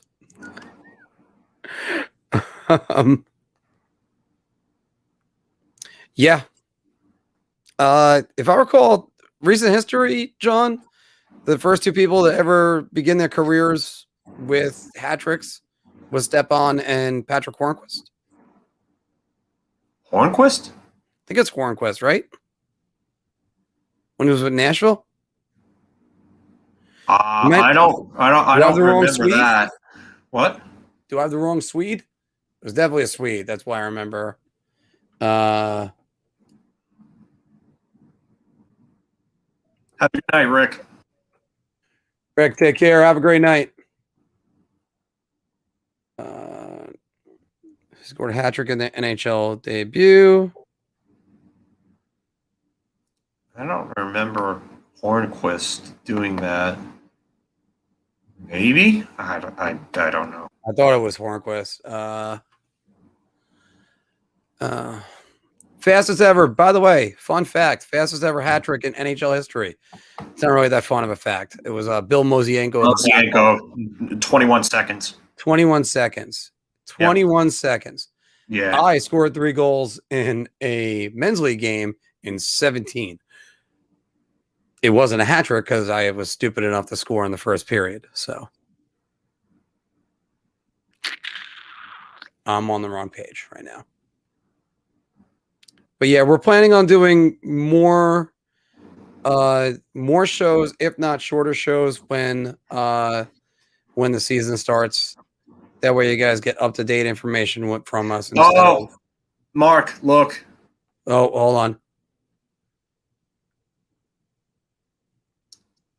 Got to do it again. Okay. All right, hold on. Hopefully I got that wheel of names still on there. Okay, that I did not. Good news, everybody. I have the wheel of names. I could just remove Chris. Yeah, so everybody who was in the last one, you got another chance. Oh, wait. Hold on. Wait. I didn't. Oh, add Tyler Schultz. Add Tyler Schultz. Yeah, SCHULZ. Yeah, and you know what, Bill? I'll give you my thoughts on Will Cooley. I think he probably be a decent guy who comes in with power that can score some goals. Maybe even a poor man's Tom Wilson. He said he kind of models his game from, so I wouldn't be surprised. What was the other one? Bill Schultz? Will Schultz? Tyler Schultz. Yeah. Tyler Schultz. What position do you think he would play in the NHL? What, Coley? No, if it was just based off his name, Tyler Schultz, what position do you think he would play? I mean, that sounds very much like a defenseman. I don't know, right wing, maybe defense. I don't know. I love doing that to people at the bar. They'll come in, they'll go, like there's a guy that comes in, Troy Ellers, and I just always go, "You're a center. You're definitely a center." Oh, you're thinking of Lars Eller there. That's why. No, well, his brother's Shane. So it's Shane would definitely be the winger. So I could see a Shane Ellers being a goalie. Yeah. All right. I threw in a T right there. So let me get that out. Scholes. This is also what happens when you don't look at anything as you're doing this. So, all right. So, guys, we're doing this again. So, everybody that's on, Chris, by the way, thank you for your honesty because everyone else appreciates that. Here we go. Wheel names again.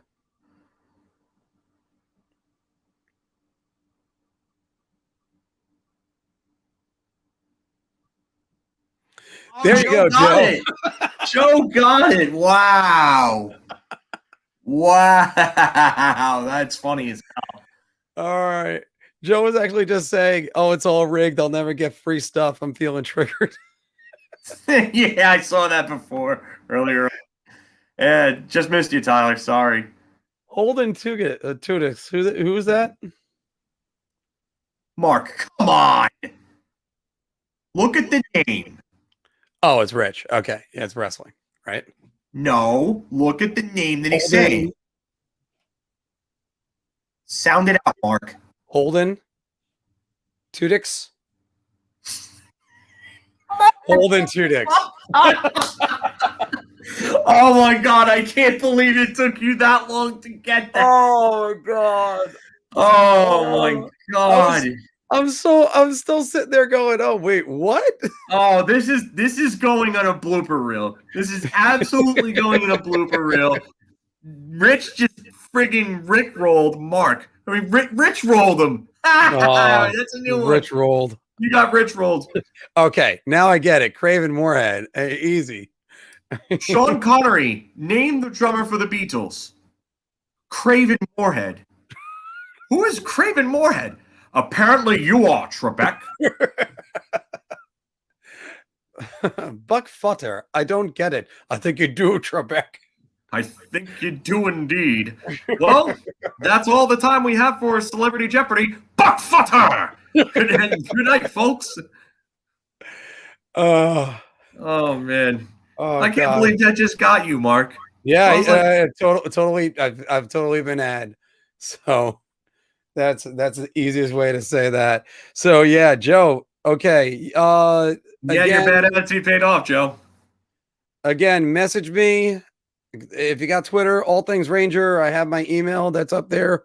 Now that's fortunately we didn't have a large audience today, but yeah, we're probably gonna be back at this. We might be back at this as early as Monday, guys. Maybe Monday afternoon at 1:00, because we're gonna have some work schedule conflicts with all of us, and hopefully we'll be able to. We're gonna have the podcast is not going anywhere. We just might have more of it and on different days, but okay, yeah. Now that I'm looking for it, I got them all. We just got finger bang. So I'll take anal bum cover for 600. I will take Mike Hunt. I'll take the rapist for 1,000. That's therapists. This looks like this might be my lucky day. I'll take 400. That's therapists, Mr. Connery. Danny, do me a favor. Can you message me at All Things Ranger? Because I believe you won a hoodie or a t-shirt. Yeah, he did. Davey won the hoodie. Davey won the hoodie. All right. So Davey, yeah. So Joe, you open your Instagram guts. I mean, let him have it, Joe. There you go. All right. Who is that in your avatar, Joe? Because that looks like a wrestler, but I can't see who that is. Letits now. That's Letits now. Christy. Well, again, he brought up this other one. We're gonna go back to his wrestler, but I'll take a penis mightier. No, I'll take a penis mightier too. There's no such thing as a penis mightier. Well, why not? You're shitting on a gold mine, Trebek.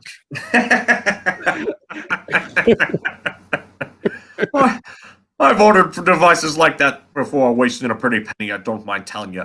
And if the penis mightier really works, I'll order a dozen. Oh, those are so ridiculous sketches. You selling penis mightiers? Nicolas Cage. Oh, that was Jimmy Fallon. Yeah. Jimmy Fallon was Nicolas Cage. The last, actually, wait, yeah, the last New York Ranger acquired by offer sheet was Adam Graves. Yes. Remember who was compensation? The Rangers had 2 on 6 second. Oh, I lost you. I lost you for a second. No, I said the Rangers successful offer sheets afterwards in Joe Sakic and Stu Grimson. But they weren't successful. Troy Millette, I think, was the compensation, right? That is correct. Troy Millette went back in compensation. Yeah. So, yeah, my good friend, a Nigerian prince. Oh, damn it. Which, Nigerian scammers.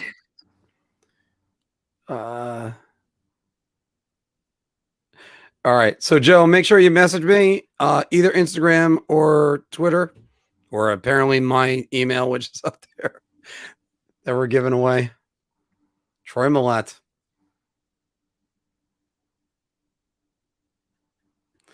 All right. Guys, again, thank you all very much. Again, we can't do this all without you. So it's fantastic. And we'll try to make sure when we do some of these other shows during the year, we're not taking up too much pre-game time because if it's a Wednesday night and we go in 7 o'clock, we might be into game night by the time that happens. We're already at 3 hours and 6 minutes. Yeah. So, yeah. But yeah, God bless you all. And, we're only getting started. We're only getting started. That's one thing I can tell you. So Chris Frost to make you jump. Okay, but I gotta please stop. Never again. Never again. You should hear what I would say. He should hear what I say at the bar, but he has for the last 10 years. So, dad jokes. It's either dad jokes or wildly inappropriate jokes. So the wildly inappropriate stuff is funny. Yes, because it all comes out of nowhere. Shannon, I'll probably see you Friday. Have a good night. Sean, yeah, we're going to definitely be doing game nights. We'll probably have some that we do in the city and on Long Island, so they're all going to be great. Yeah, Chef, God bless America, and God bless us all. I'm bored on that. So never forget this week. And look forward to doing some more of these. We're going to try to get a brand new NHL What If this week, trying to figure out what to do with that. So we'll talk to you soon and see you guys next week. Have a good night, everybody. Good night. Let's go Rangers.